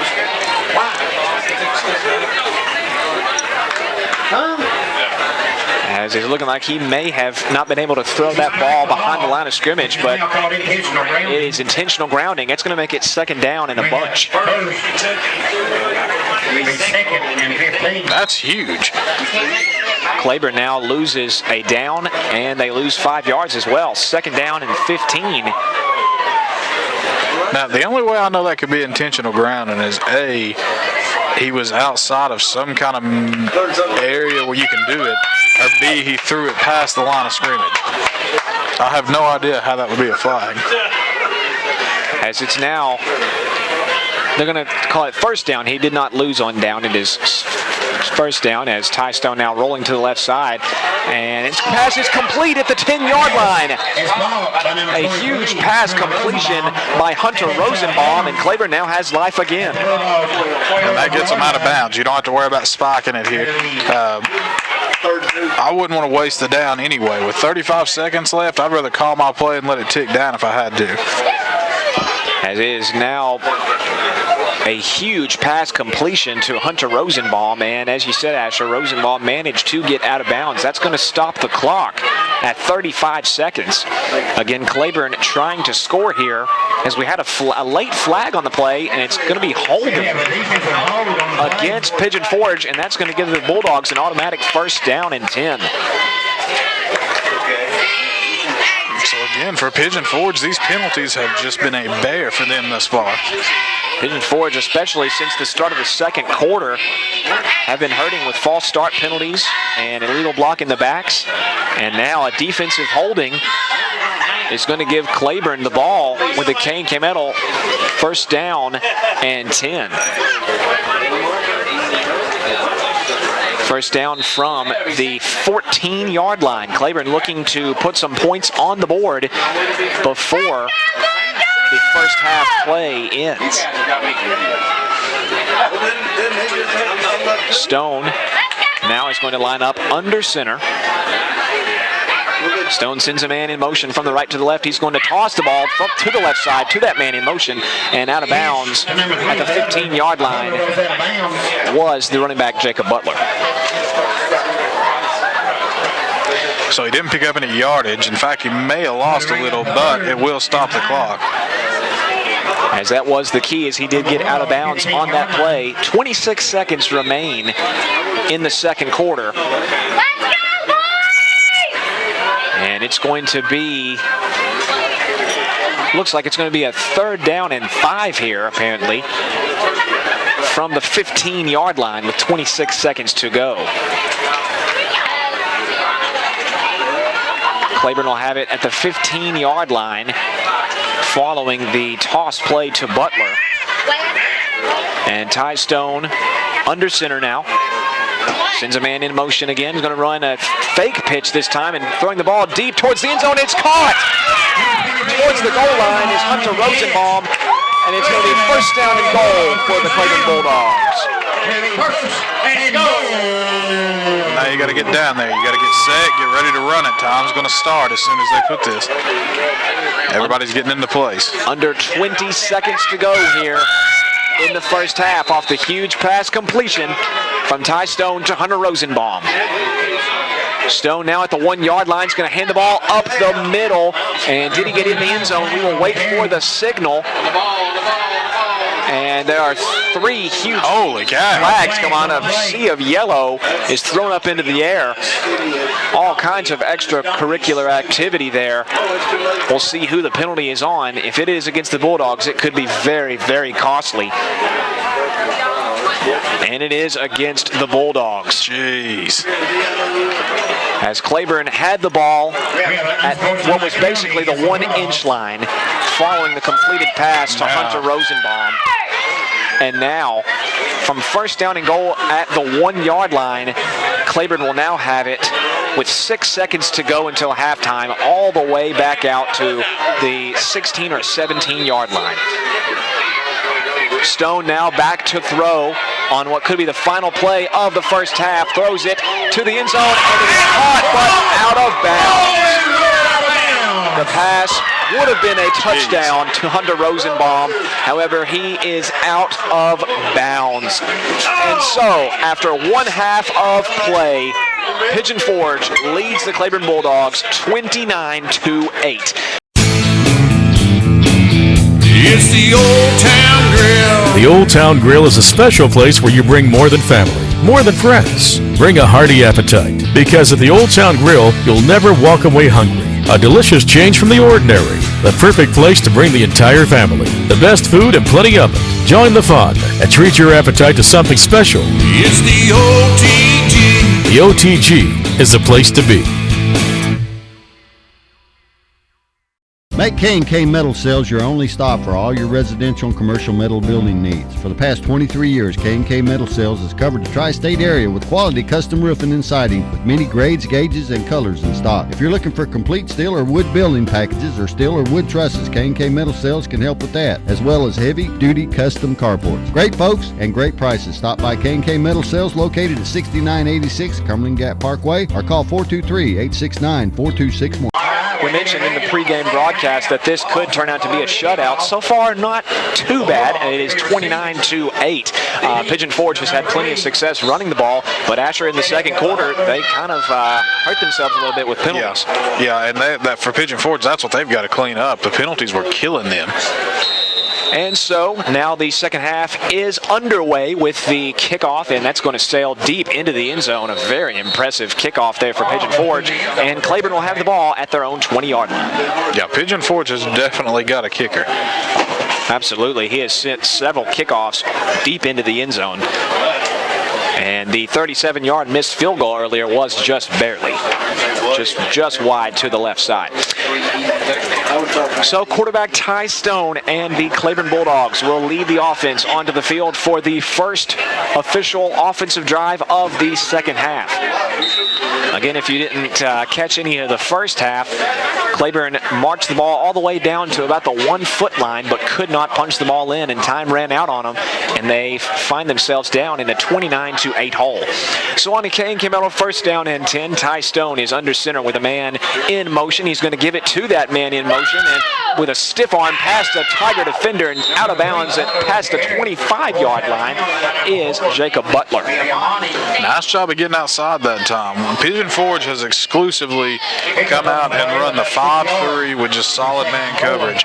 Looks like they're backing the nose guard up to more or less spy the quarterback, and that's going to give Claiborne a little bit better running room up the middle.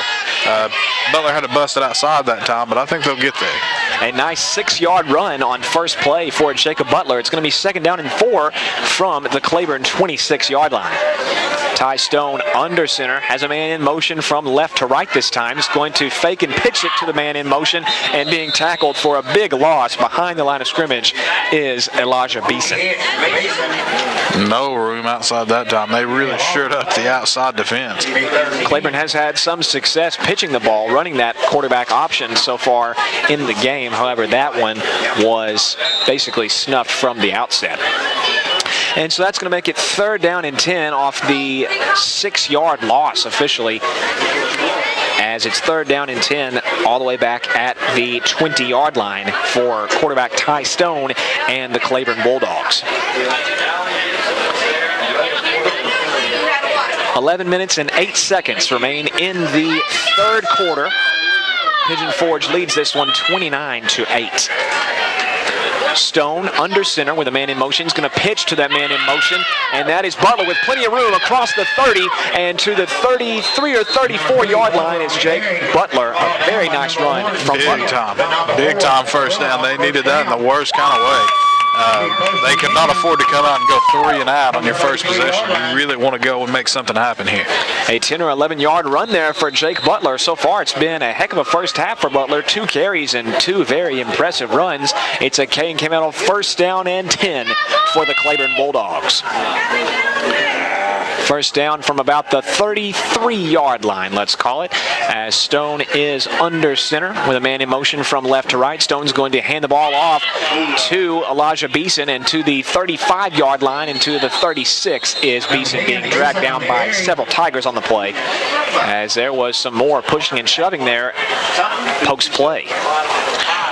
We've seen Claiborne get in this formation quite a bit tonight, where they have had 2 wide receivers each side and just a single running back quarterback under center. It's kind of an odd formation. You don't see it a lot. You see it a ton out of shotgun. You don't see it a lot under center. In Claiborne, basically what you're doing is you're just treating it like your base formation and just motioning people in to run the play. So far, 4 plays on this opening drive of the second half. It has been Butler, Beeson, Butler, and Beeson again, as it is 2nd down and 7 from the 37-yard line off the 4-yard run from Elijah Beeson. Stone under center with a man in motion from right to left. He's going to fake the pitch and he's going to hand off up the middle for a couple yards. And that is number 45, Isaiah Cloud, with the carry. And the runs up the middle have been tough sledding tonight for Claiborne. Again, Pigeon Forge running this defense. They refuse to send any of their linemen out of the game. If Claiborne comes out with 4 wide receivers, they're still holding a 5-man front and just moving all the linebackers out of the middle of the field, which is kind of leaving it open. So if I'm Claiborne, I think about maybe spreading this out, run me a slant towards the middle. A 1-yard run for Isaiah McLeod makes it 3rd down and 6 from Claiborne's own 38-yard line. Claiborne again trying to get another 3rd down conversion. They got one to open the second half. And Stone now under center, rolling to the right side and attempting to get the pass off. And the pass is going to be complete and then dropped. A very nice defensive play, as the pass was intended for Hunter Rosenbaum, incomplete. He was there. He just had to wait on it a little bit too long. Could help his quarterback a little if he runs back to it, but if you run back to the ball, then of course you're not at the 1st down marker anymore. The pass would have given the Bulldogs a 1st down, but the nice defensive play for Pigeon Forge is going to force the Bulldogs to punt the ball away. Again, Pigeon Forge has 2 return men back at their own 30-yard line, as Ty Stone is going to boot the punt away. It's a high punt, another nice punt for Ty Stone, and the ball is punted. It's muffed. The ball is muffed. And Claiborne is going to return the ball. You could have told what would have happened by the background noise there. Yeah. As the noise kind of spoke for itself there, as the return man looked like that was Preston Hickerston. The ball just kind of bounced off of his helmet, and Claiborne has recovered it. Yeah, you need to call fair catch, number 1, because that ball is high and the cover team's going to be down there. So he's got to know if they're coming. Number 2, you should have called it out of self-defense and hit you in the head. And so now that gives the Bulldogs field position all the way on to Pigeon Forge's own side of the field. Ty Stone under center now, going to hand the ball off on 1st down, and getting to the 25-yard line is the ball carrier. That's number 10, Elijah Beeson.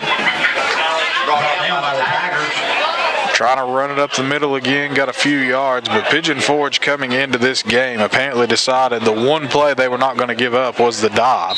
Don't blame them. When you play a team that runs the veer, you want to take the dive away, and they have committed that Claiborne's not going to be able to run that against them. 2nd down and 8 from the Pigeon Forge 25-yard line off of the muffed punt. The Tigers have given the Bulldogs a huge opportunity to cut into this 21-point deficit with just under 8 minutes to go in the 3rd quarter. Stone now on 2nd down and 8. Lines up under center. He's going to roll out to the right side, and the pass is incomplete, way over the head of the intended receiver. That's Cup. Got to reel him in. He's had some trouble tonight getting the ball down on some of these short throws. The deep throws, he's pretty well been on target, but some of these short intermediates, he's been a little wild. 3rd down and 8 from the 25-yard line of the Tigers is the Claiborne Bulldogs. 7 minutes and 43 seconds left to go in the 3rd quarter. The Bulldogs trying to convert another 3rd down following the muffed punt return by Pigeon Forge. And another big 3rd down play call here for the Bulldogs. Don't have to get all 8. You just need 3 or 4 to make it 4th and manageable. Stone now under center. Sends a man in motion from right to left. There's a flag before the play began. And it's number 3, Jacob Butler, got the carry to the left side. And it's going to be well short of the 1st down. As it looked like there was a flag before the play began. It may have just fallen out of the official's pocket there. Something that keeps throwing me when we are here at Claiborne is on their chain gang, in the middle of the chains, there's an orange flag that is faded, I guess in the sun, and it looks yellow, and I think it's a flag every time I see it.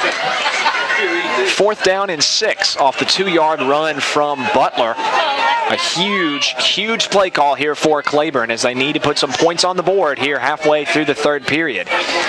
Stone lines up, going to roll to the right side. He's going to throw the ball, and it's incomplete, and a turnover on downs for Claiborne. He could have tucked that ball and ran it for at least 5 or 6 yards. He had the first down in front of him. I know you want to throw the completion, but the offensive line did a good job of turning everybody in. All he had to do was tuck it and run. So far in this game, Ty Stone has had plenty of success rolling and trying to throw the ball, but then tucking it and running. This time he elected not to, and it turned out to be an incomplete pass. When he rolls, he's done a great job running. He has not been accurate throwing the ball on the move. So I think when he rolls, his first to second option really needs to be thinking about tucking that ball in. Kane Kimmel, 1st down and 10 for the Tigers of Pigeon Forge off the turnover on downs. This is going to be Manis on the carry, and dragging some Bulldogs with him past the 25-yard line is Manis on 1st down. And here's where we'll see if Claiborne is going to have a shot at getting back in this game, is how their defense comes out and performs. They have got to be able to stop the run. The offense can score 100 points at this point, but if Pigeon Forge scores every time they get the ball too, it doesn't matter. And you got to take into account too, the last time the Tigers scored on their offensive drive, their last touchdown drive in the 2nd quarter was a very time-consuming drive. You don't want that if you're the Bulldogs defense. 2nd down and 10 from the 22-yard line. And Pigeon Forge is going to be a kind of a messed up handoff, and it's a fumble. It looks like Claiborne may have recovered it, and they have. It's a turnover for Pigeon Forge. Claiborne's going to get the ball right back. It looked like maybe a miscommunication in Pigeon Forge's part. It looked like the quarterback, I don't know if it was an option or not. The quarterback definitely wanted to keep the ball, and the running back definitely wanted to receive the ball, try to take it out of the quarterback's hands, and then a lot of times you get that. You get a fumble on the play, and now Claiborne has the ball. Again, an excellent field position. You've got to make something happen. Another gift from Pigeon Forge has given the Bulldogs fantastic field position. It's a K&K Metal 1st down and 10 from the Pigeon Forge 29-yard line. Stone under center with 5:59 to go in the 3rd quarter. Sends a man in motion from the right to the left, and there's a flag before the snap ever gets started. And it's going to be well, it looks like yes, it's going to be a penalty against Claiborne. And that's going to push the Bulldogs back just a little bit. It's going to be 1st down and long, 1st down and 15 from the 34. There's been a ton of penalties tonight, and especially the false start variety. Most of the penalties thus far in the game have been pre-snap, like you said, Asher. A lot of false starts here from both sides. So it's 1st down and 15 now from the 34-yard line. Ty Stone under center for the Bulldogs. He's going to get the snap and roll to the left side, looking for receivers, stops and throws a deep ball into the end zone. That pass is going to be intercepted in the end zone and bringing out to the 10, to the 15, to the 20, to the 25, to the 30, and shoved out of bounds as the defensive back, Cyrus Smith, and the Bulldogs turn the ball right back over to the Tigers. And this is about where Pigeon Forge would have had the ball anyway. So not a lot changed except a few seconds run off the clock. So the Tigers will now take the ball back over. A pair of turnovers in just the last couple of minutes. And Pigeon Forge will now have the ball back at their own 31-yard line with 5 minutes and 44 seconds to go in the 3rd.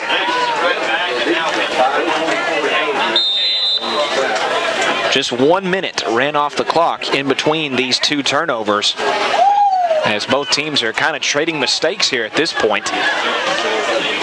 As Pigeon Forge now has it at their own 31-yard line, looking to run some time off the clock. On 1st down and 10, quarterback Dawson Day is going to hand off, and bursting into the secondary, past midfield to the 40, to the 30, to the 25, to the 20, to the 15, to the 10, to the 5, and being tackled near the end zone, just inside the 5-yard line.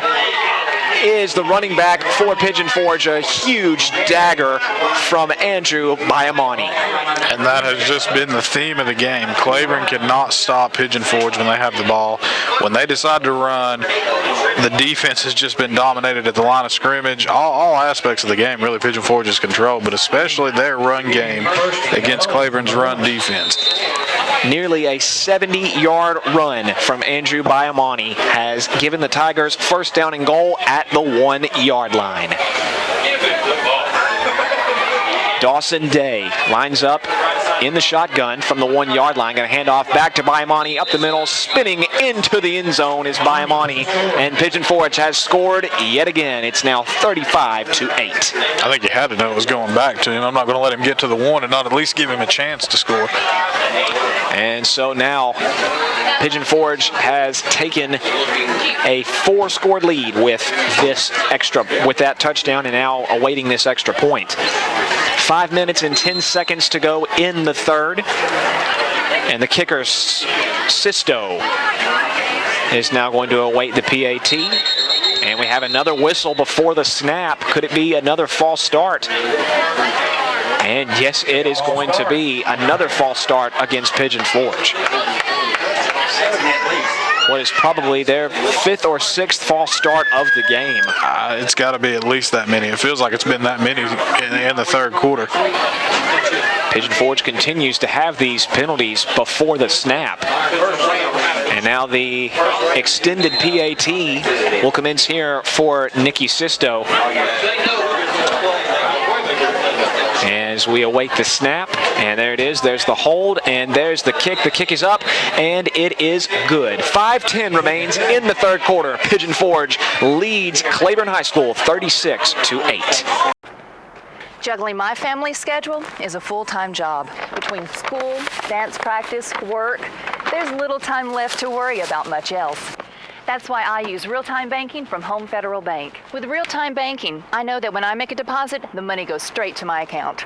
No delays, no waiting, no wondering. And I get to focus on what's important. Real-time deposits, real-time access, real-time banking. From Home Federal Bank, always within reach.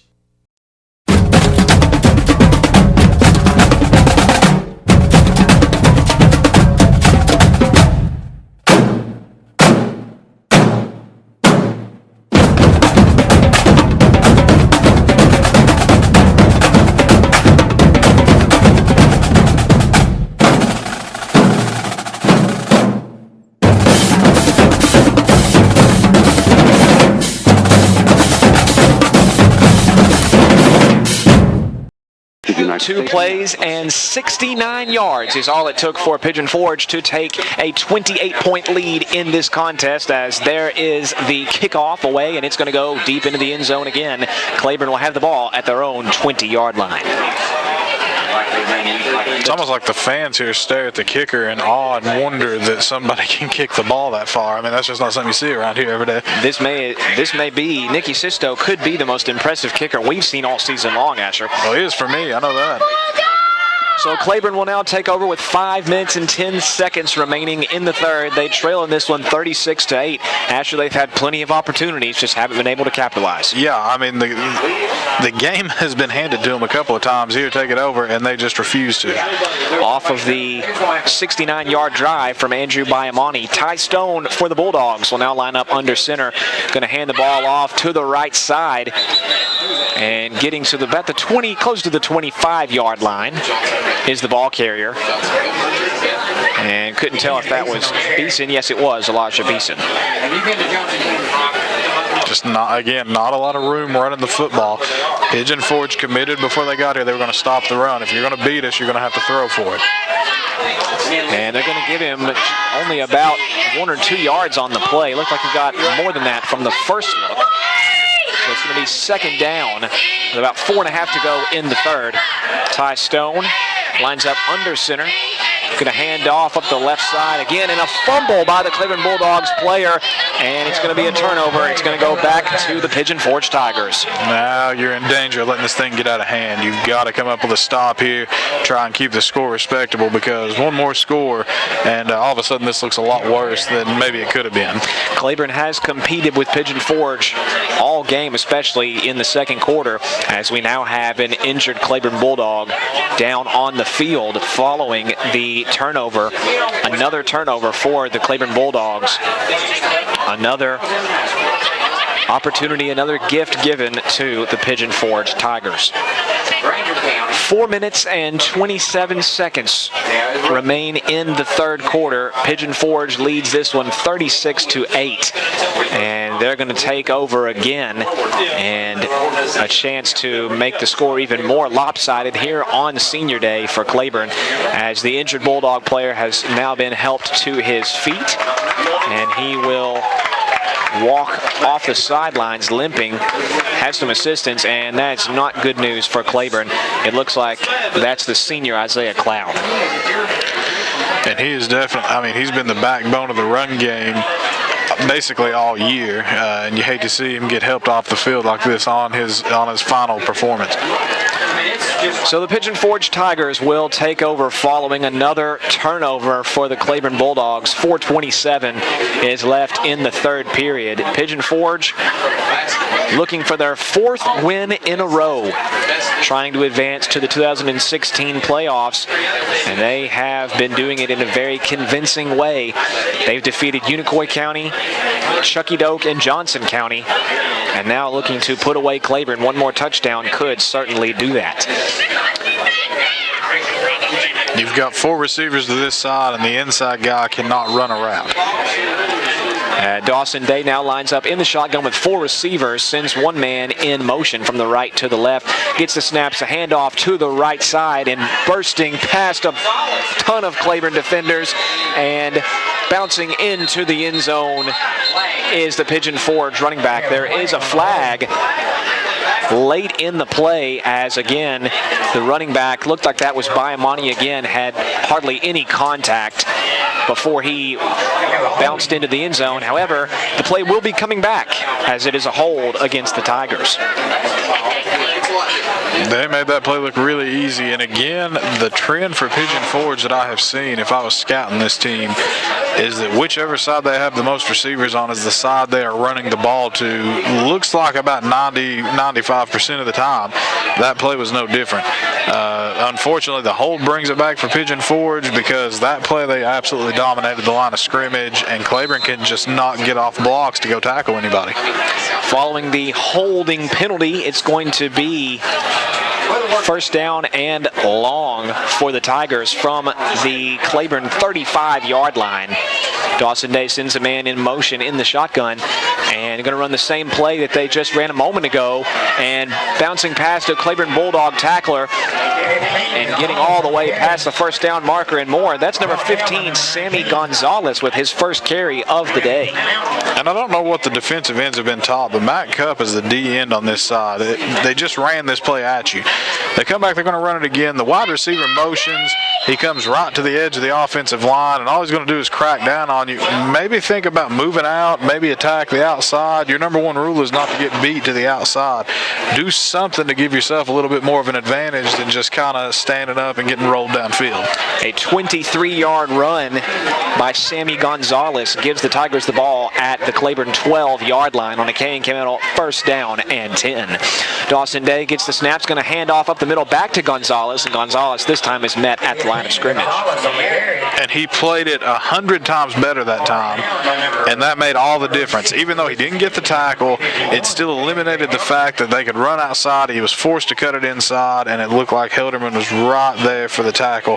That was perfectly played. Just the little adjustments like that is the difference between a 30-yard gain and no gain. It's now going to be second down and 6 following the run from Gonzalez at the 8-yard line here for Pigeon Forge. Day is in the shotgun with 4 receivers all on the right side. Another handoff to Gonzalez up the middle, and Gonzalez has no problems skipping into the end zone for a Pigeon Forge touchdown, or maybe not. It looked like the referees had signaled touchdown, and now they do. It is officially a touchdown for Pigeon Forge. And now the scoreboard is starting to look really lopsided. And it's unfortunate here for Claiborne on Senior Day, as it looks like it's going to be another lopsided victory here for Pigeon Forge, and looks like they are on their way to their 4th consecutive victory. In the final week of the 2016 regular season, Pigeon Forge has had no problems on the road. The extra point kick by Nicky Sisto is up, and it is good. So with that, 2:59 to go in the 3rd period, Pigeon Forge leads Claiborne High School 43-8. It's the Old Town Grill. The Old Town Grill is a special place where you bring more than family, more than friends. Bring a hearty appetite, because at the Old Town Grill, you'll never walk away hungry. A delicious change from the ordinary. The perfect place to bring the entire family. The best food and plenty of it. Join the fun and treat your appetite to something special. It's the OTG. The OTG is the place to be. Make K&K Metal Sales your only stop for all your residential and commercial metal building needs. For the past 23 years, K&K Metal Sales has covered the tri-state area with quality custom roofing and siding with many grades, gauges, and colors in stock. If you're looking for complete steel or wood building packages or steel or wood trusses, K&K Metal Sales can help with that, as well as heavy-duty custom carports. Great folks and great prices. Stop by K&K Metal Sales located at 6986 Cumberland Gap Parkway or call 423-869-4261. Following another touchback on the kickoff return from Claiborne, Pigeon Forge leads the Bulldogs 43-8 with 2 minutes and 40 seconds to go here. And now, Asher, we're going to have a running clock, at least until there is, unless Claiborne manages to get on the board here. And that's unfortunate here because we just talked about it during the commercial break. It has not been as lopsided as the score will tell you. I completely agree. I could see Pigeon Forge winning this by 2 touchdowns, but for it to be this lopsided, that doesn't really reflect this game. Ty Stone now with a K&K Metal 1st down and 10 from their own 20-yard line. Stone's going to get the snap and roll to the left side. He's got plenty of room and is going to be tackled out of bounds near the 30-yard line on an impressive run on 1st down from Ty Stone. You're going to see a lot of substitutions come in now on Pigeon Forge's part as they start thinking about the fact that they got to get prepared for the postseason. Claiborne, if I'm a senior, I'm demanding that I don't get took out until the very last second because I want to play this game. And for Claiborne, you know, right now it's time to have fun. Just open up. What we got to lose? It is another K&K Metal 1st down and 10 for Claiborne from the 30-yard line on the 1st down run from Ty Stone. Stone under center. Gets the snap and a hand off to the left side and got plenty of room as Jacob Butler, and getting the midfield and breaking past the secondary. They're going to say he stepped out of bounds at the Pigeon Forge 49-yard line. He had nothing but green in front of him. Unfortunately, he stepped out of bounds just past midfield. His toe barely touched that line. If he didn't touch it, he's gone for a touchdown. Barely got out of bounds. Nonetheless, a very impressive run from Jacob Butler. They're going to mark him now at the 48-yard line. For as a K&K Metal 1st down and 10 for the Claiborne Bulldogs. Still competing here despite being down by 35 in the final minute here of the 3rd quarter. Stone under center again. Going to hand off up the left side again to Jacob Butler to the 40-yard line, to the 35, to the 30, to the 25, to the 20, to the 15, to the 10, to the 5, and flipping into the end zone is Jacob Butler. Touchdown, Claiborne. That's good for them. They got back on the board. Looks a little bit better now on the scoreboard against Pigeon Forge's reserves. At least give you something to kind of hang your hat on. If you're head coach Nathan Medlin, you've got to love that from your team, not giving up, and on the final game of the regular season, still competing and managed to get in the end zone to cut into the deficit and, like you said, Asher, make the score a little bit more respectable. 28 seconds left to go in the 3rd off of the Claiborne touchdown from Jacob Butler. And looks like the Bulldogs are going to line up and try and go for two here. Ty Stone is going to line up under center, going to roll to the right side and trying to run into the end zone. He spins into the end zone. The two-point conversion is successful. So with 28 seconds to go, Claiborne not out of it yet. Pigeon Forge leads 43-16. Juggling my family schedule is a full-time job. Between school, dance practice, work, there's little time left to worry about much else. That's why I use real-time banking from Home Federal Bank. With real-time banking, I know that when I make a deposit, the money goes straight to my account. No delays, no waiting, no wondering. And I get to focus on what's important. Real-time deposits, real-time access, real-time banking. From Home Federal Bank, always within reach.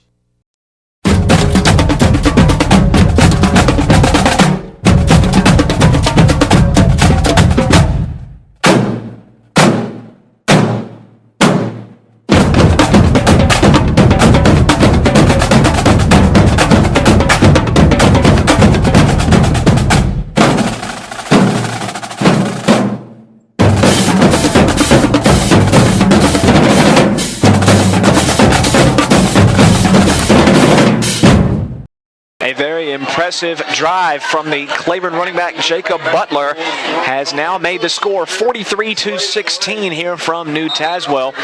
Pigeon Forge now leads Claiborne 43-16 here as Nathan Medlin's club not giving up on the final game of the regular season on Senior Day.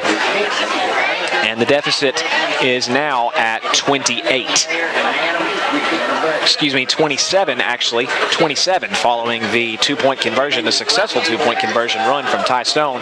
It's now a 27-point game, 43-16. And here comes the ensuing kickoff from Matt Walker, and that should be a flag. And yes, it is. There was a lot of extracurricular play there, and several yellow flags were thrown onto the field. And it's going to be an unsportsmanlike against the Bulldogs. Yeah, that was way late. As the just kind of the squib kick there, and the Tiger, the Pigeon Forge Tiger, fell on top of it, and he was hit well after he was down with 23 seconds left in the third quarter. I know you're trying to recover the ball and you want to make something happen, but my goodness, that's way late. Pigeon Forge will now take over all the way at the Claiborne 43-yard line. With just under 30 seconds to go. In the third quarter, they lead this one 43-16. For Pigeon Forge, we now have a backup quarterback in the contest. It is number 9, J.D. Schultz. Schultz is going to line up with two backs with him in the backfield and 3 receivers. Schultz gets the snaps, going to hand off to the right side and to the 40-yard line and all the way to the 35, being pushed by his teammates. And it's looking like there's going to be a fumble on the play. The teammates reacting as if there was a fumble, as that ball may have popped out late in the play. However, it is going to stay with Pigeon Forge. I think it did come out. It's just the referees were saying he was on the ground before he fumbled it. So the nice run from Pigeon Forge gives the Tigers the ball at the 35-yard line, and that's going to be the end of the third quarter.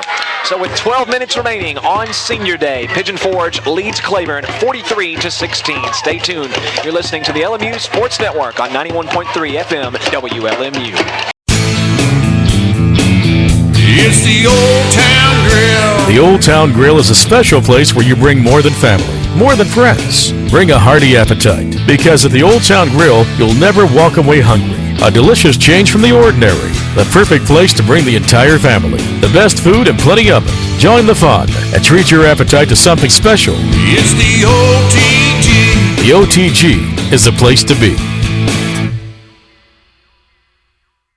Make K&K Metal Sales your only stop for all your residential and commercial metal building needs. For the past 23 years, K&K Metal Sales has covered the tri-state area with quality custom roofing and siding with many grades, gauges, and colors in stock. If you're looking for complete steel or wood building packages or steel or wood trusses, K&K Metal Sales can help with that, as well as heavy-duty custom carports. Great folks and great prices. Stop by K&K Metal Sales located at 6986 Cumberland Gap Parkway or call 423-869-4261. Welcome back to Panther Field as the Pigeon Forge Tigers are in the process of spoiling senior day here for Claiborne. They lead this one 43-16. They just picked up another K&K Metal first down and 10 off of a run from what looked to be Sammy Gonzalez on the play. It's going to be a first down for Pigeon Forge on the opening play of the fourth quarter. Bulldog Field, by the way. Did I say Panther Field? Again, you really want this to be Panther Field. I mean, we can name it that, I guess. You know, I have called 3 games so far, and they've all been at Cumberland Gap. Yeah. I apologize. We are at Claiborne. We're not at Cumberland Gap. This is Bulldog Field. So on first down, Pigeon Forge now hands the ball up the middle and past the 25-yard line. And looks like that was number 43, maybe, Nolan Markham. And I believe it was on that play. I'm going to go on record as saying Pigeon Forge may have the most size differential I've ever seen between their first and second string. Their first string kids are actually pretty big kids. I've seen a couple offensive linemen 6'1", 6'2". One goes over 300 pounds. I don't see anybody over what looks to be 200 pounds on the field right now for Pigeon Forge. You can definitely tell that they have their second stringers in there as opposed to their first stringers. Like you said, a lot of size differential.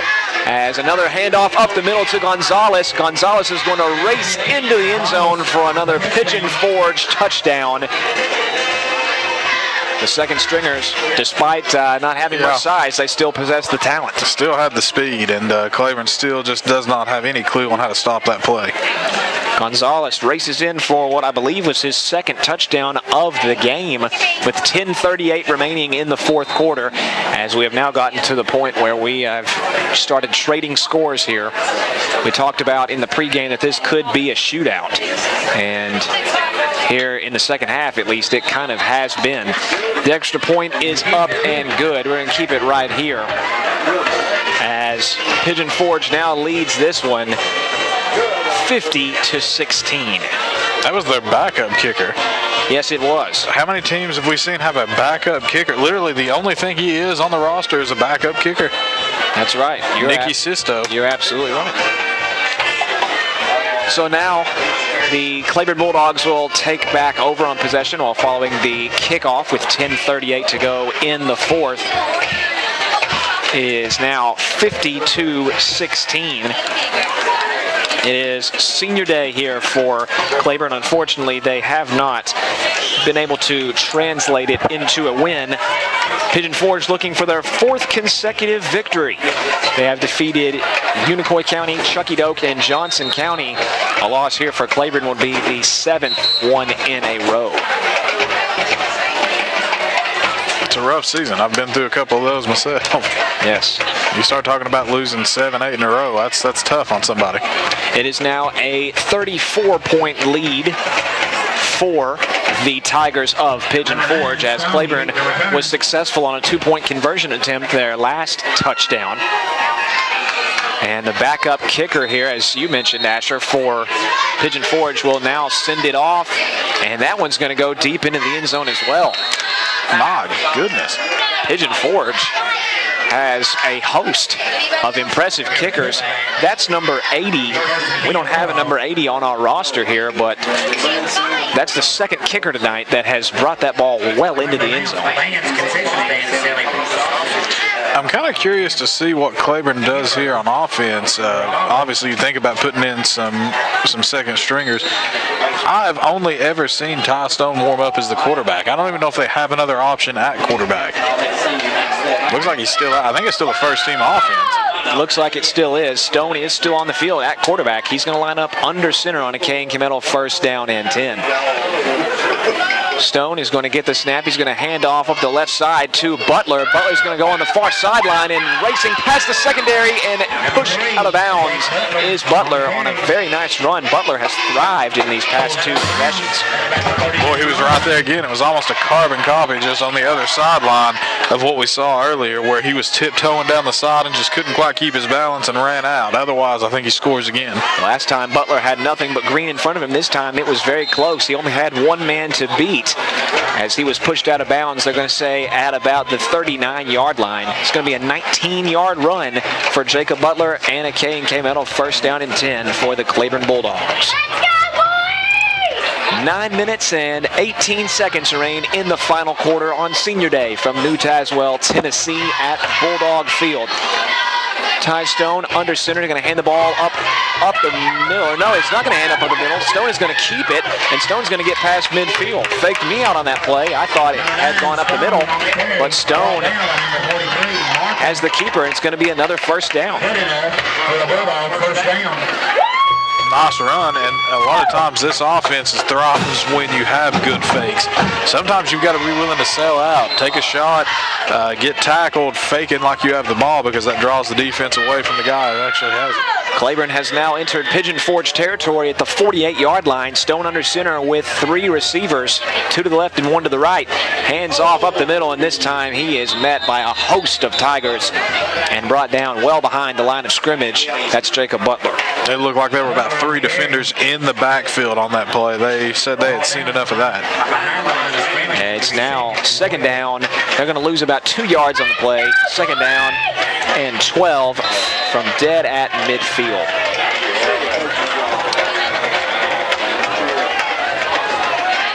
Just over 8 minutes to go here in the final period. Pigeon Forge leads 50-16. Stone again under center. And Stone is going to await the snap, going to toss it to the left side to Jake Butler to the 50. And to about the 46-yard line is Butler. It's going to be 3rd and long.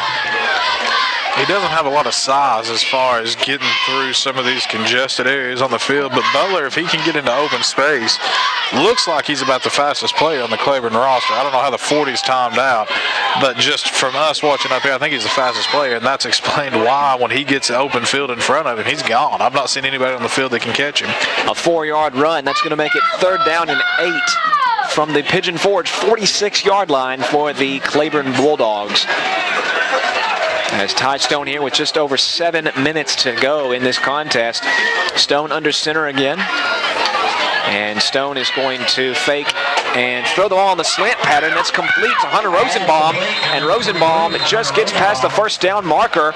And it's going to be a first down off the pass completion. That slant has been there all night. That's something you got to take advantage of. When you run the veer offense, which is what Claiborne has set up to run, when you run that, you've got to have certain pass plays that are always in your arsenal. The slant's one of them, the fade is one of them, and the tight end hot, which we've not seen a lot of when the tight end just comes straight off the line of scrimmage. Those have to be in your playbook. The slant pattern gives the Bulldogs a K&K medal, first down and 10 at about the 36-yard line here. As Ty Stone now under center, going to drop back to throw again. He's feeling pressure, and he escapes, gets out of pressure, and pump fakes and's got a whole lot of green in front of him. And he gets all the way down to around the 10-yard line. What a run by Ty Stone. I have no idea how he felt the pressure coming from his blind side, because I thought he was fixing to take a shot. Somehow figured out that kid was coming at the last second, because I really thought he was fixing to get depleted. We have seen Stone elude several tackles behind the line of scrimmage all game long and have turned the ball into pretty decent runs here. And that was yet another one. Just excellent pocket presence that time. 5 minutes, 38 seconds to go in the final period. A K&K medal, first down and 10 for Ty Stone and company. Stone's going to hand the ball up the middle to Elijah Beeson. Beeson dives into the end zone. Touchdown, Claiborne.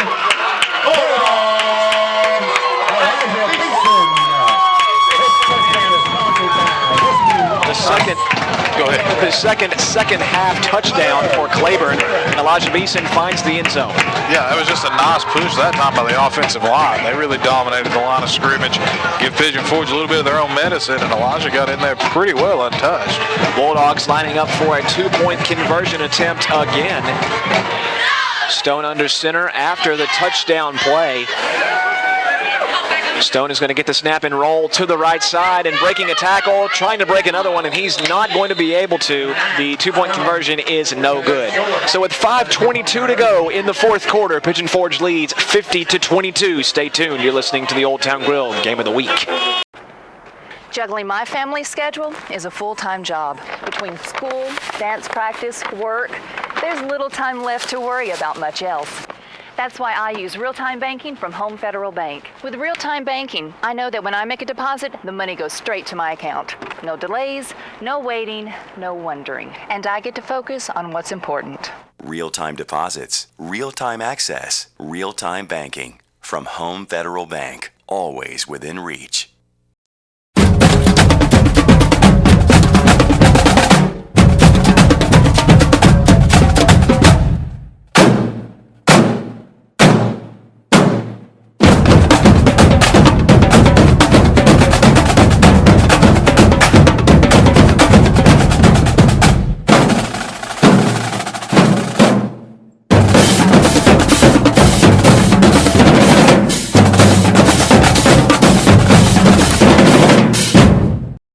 A 7-play drive for the Claiborne Bulldogs on Senior Day has now cut the deficit to 50-22. And there on the onside kick recovery is recovered by Pigeon Forge. The Tigers will now take over with 5:19 to go in the fourth quarter. Nice recovery that time by Pigeon Forge. I know you get nervous when you got to recover those because, you know, people are gunning for you. They want to hit you hard enough to dislodge the football. That was a good job of getting on it. The Tigers will start their next offensive possession at their own 49-yard line with backup quarterback J.D. Schultz. Last time it was Sammy Gonzalez who found the end zone for the Tigers. Again, they lead this one 50-22. Schultz now lines up in the shotgun, going to hand the ball off to number 43, Nolan Markham. And Markham past midfield, now to the 40, to the 35, to the 30, to the 25, to the 20, to the 15, to the 10, to the 5, and into the end zone for a Pigeon Forge touchdown is number 43, Nolan Markham. Claiborne has just been out-schemed as far as offense versus defense. They have had zero answer for Pigeon Forge's offense, and we're talking about the second unit right now. They run from their own 49-yard line all the way to the end zone. A 1-play touchdown drive for the backup running back Markham. And the extra point awaiting here. This is Nicky Sisto back to kick, and the kick is up and is good. 5 minutes remain in the fourth quarter. Pigeon Forge now leads this one 57-22. We're going to keep it right here as we're in the final 5 minutes of the contest. So Claiborne scores, and Pigeon Forge answers right back just seconds later. With exactly 5 minutes to go in the final period, Pigeon Forge trying to spoil Senior Day here for the Bulldogs. With a win, Pigeon Forge is going to make it 4 in a row. And Claiborne is going to drop their 7th consecutive game, as it is now a 35-point deficit on the final regular season game of 2016. As we await the ensuing kickoff now from the backup kicker, as Pigeon Forge has managed to send these all the way into the end zone all night long. There's the kick, and this one will do the same thing. And Rosenbaum for the Bulldogs is forced to take a touchback as it goes several yards into the end zone again. Yep. And in high school, you're not allowed to return it if you catch it in the end zone, so he didn't have a choice. Looked like Rosenbaum kind of wanted to run that one out, but had no choice, and the play ended right then and there. I'm not sure why that rule is in place, just to be honest. It doesn't really make a lot of sense, but that's been the rule for quite some time. in what could be the final drive of the game, as we now have a running clock in the final minutes. The Claiborne Bulldogs will take over. However, these last few minutes has just been touchdown galore here from New Tazewell, Tennessee. Ty Stone's going to hand the ball off of the left side to Jake Butler, and Jake Butler's got plenty of room, and I guess I predicted the future. Jacob Butler runs into the end zone. It's another touchdown for Claiborne High School, and that's going to be a penalty, post-play, a penalty against number 4, J.R. Childress of Claiborne High School.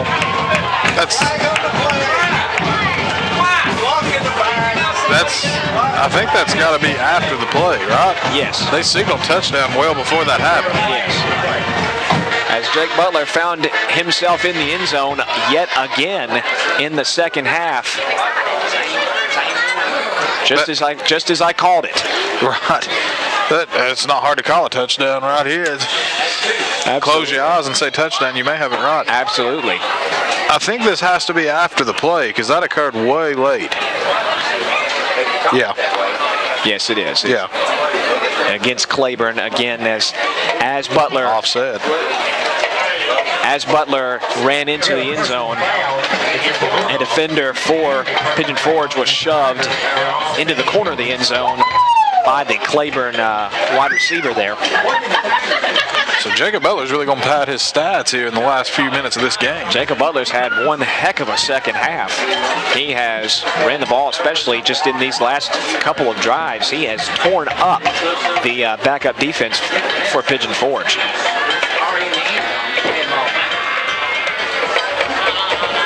And so as we await, it looks like Claiborne will attempt to go for the two-point conversion yet again. Don't believe they've elected to go for the PAT once. I don't think so. Thus far in the game. Pigeon Forge has all game long, with the exception of one time. Pigeon Forge has had supreme confidence in their kickers, and I don't blame them because both of their kickers have been elite. As now Claiborne lines up for the two-point conversion. Stone under center. And he's going to throw to the right side, tried to go a slant, and that's incomplete. The intended receiver looks like that's number 19. That's Remington Mountain, the senior, unable to catch the two-point conversion. So that makes the score 57-28. The last 3 plays in this game have been touchdowns. Yeah, and they just announced over the PA that made Jacob Butler, I believe, a 1,000-yard rusher on the season. And great accomplishment for him, and to get it on senior night, that's something special. Absolutely, that's something, as you said, very special for the senior running back, Jacob Butler, to gain his 1,000th yard. And another touchdown for Claiborne, as Pigeon Forge now leads this one 57-28. A lot of people don't realize just how hard it is to get 1,000 yards rushing in one season. You have to have a pretty good running offensive attack to have 1,000 yards. Have to remain uninjured. That's an accomplishment. Absolutely, that's a very, very impressive feat for Jacob Butler. And the offsides kick is recovered by the Tigers at about the 41-yard line, and that's where the Tigers will take over. Poor young man tried to recover that one, just kind of flopped on top of it, about bounced clean off the ball. That's going to hurt tomorrow. You never want to fall straight on the football.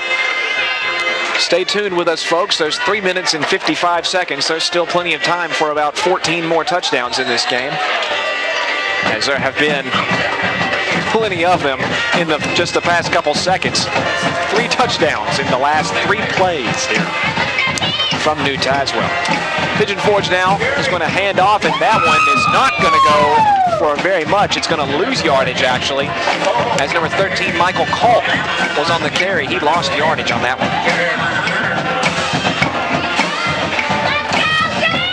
Just nowhere to run on that play. Claiborne defended that better than any play I think we've seen them play tonight.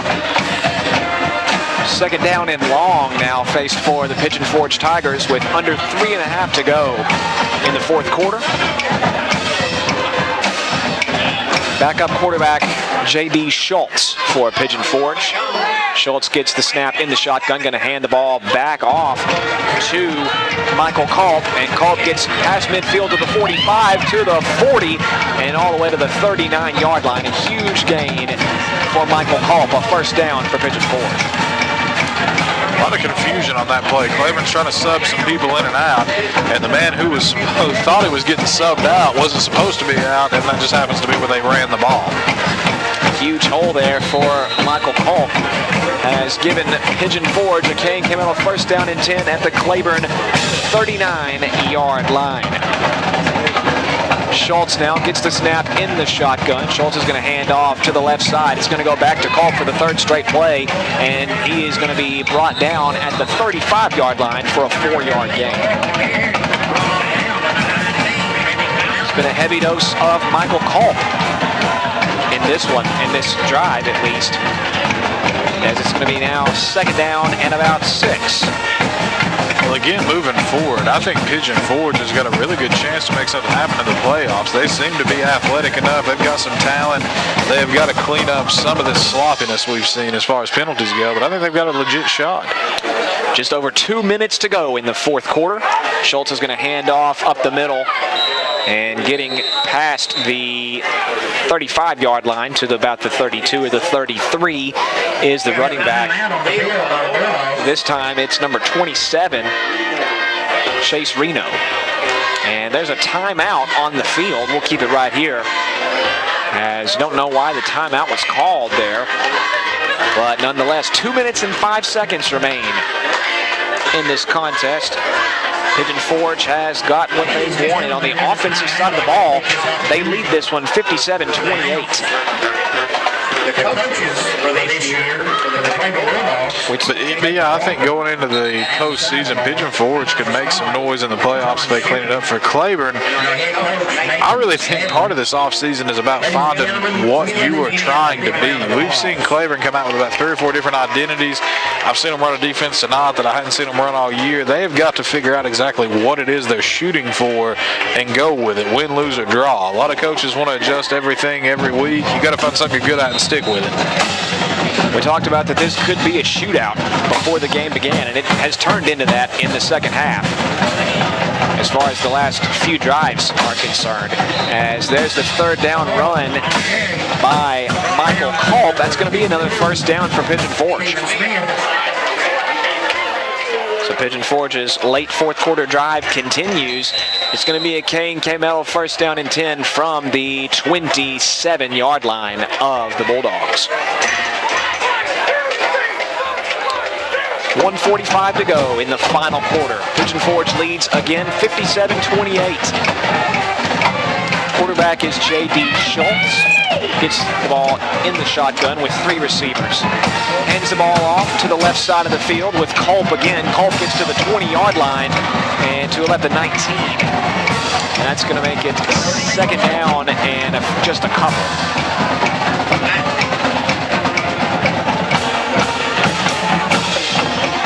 Last few seconds ticking off here.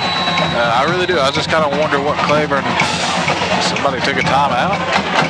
It looks like they have. There has been another timeout.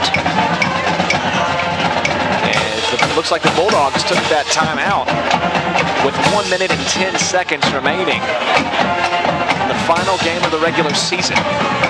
All right. Again, I'm not sure why we're doing this, but anyway, I really wonder what Claiborne's going to decide to go with. They seem very content on running the offense, and I think offense has really been a strong suit for them. We've seen the offense be potent enough to really make some noise in games. We've seen it be effective enough to win games, but defensively, they've struggled, to put it lightly, and I think during the offseason, they have got to find some kind of way to get the defensive side of the ball to compete at the same level the offense has been. As we approach 1 minute in the 2016 regular season here for the Claiborne Bulldogs, Schultz for Pigeon Forge gets the snap to the left side, and Culp is going to be close to the end zone again. And he's tackled inside the 5-yard line. Pigeon Forge knocking on the door, trying to score one more time before this game's in.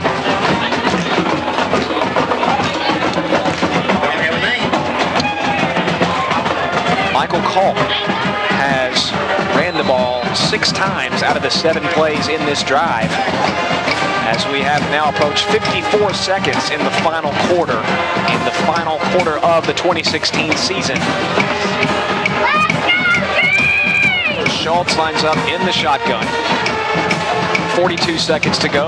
Schultz gets the snap, and there's going to be a whistle before the snap, as there was a flag. It's going to be a false start against Pigeon Forge. It just seems an appropriate way to end the game. They hadn't had a false start in several drives. They had cleaned it up somewhat after the penalty barrage in the second quarter. You know that you had a lot of penalties in the game when you're saying, well, they've not had a penalty in the past couple of drives. That's when you know that your team maybe has had a problem with that. Yes. One of their longest drives of the game for Pigeon Forge, I believe, in what was their longest drive of the game, was simply because they had 4 false start penalties in that one drive. So now, as we get inside the final 10 seconds of the game in what will be the last play of the 2016 regular season, J.D. Schultz is going to take a knee, and that's going to do it here from Bulldog Field. Your final score is Pigeon Forge 57, Claiborne 28, and that will conclude the 2016 regular season for the Claiborne Bulldogs. Stay tuned for post-game wrap-up from myself and Asher No here on the LMU Sports Network. Stay tuned. You're listening to the Old Town Grill Game of the Week. It's now final score, Pigeon Forge 57, Claiborne 28. It's the Old Town Grill. The Old Town Grill is a special place where you bring more than family, more than friends. Bring a hearty appetite, because at the Old Town Grill, you'll never walk away hungry. A delicious change from the ordinary. The perfect place to bring the entire family. The best food and plenty of it. Join the fun and treat your appetite to something special. It's the OTG. The OTG is the place to be.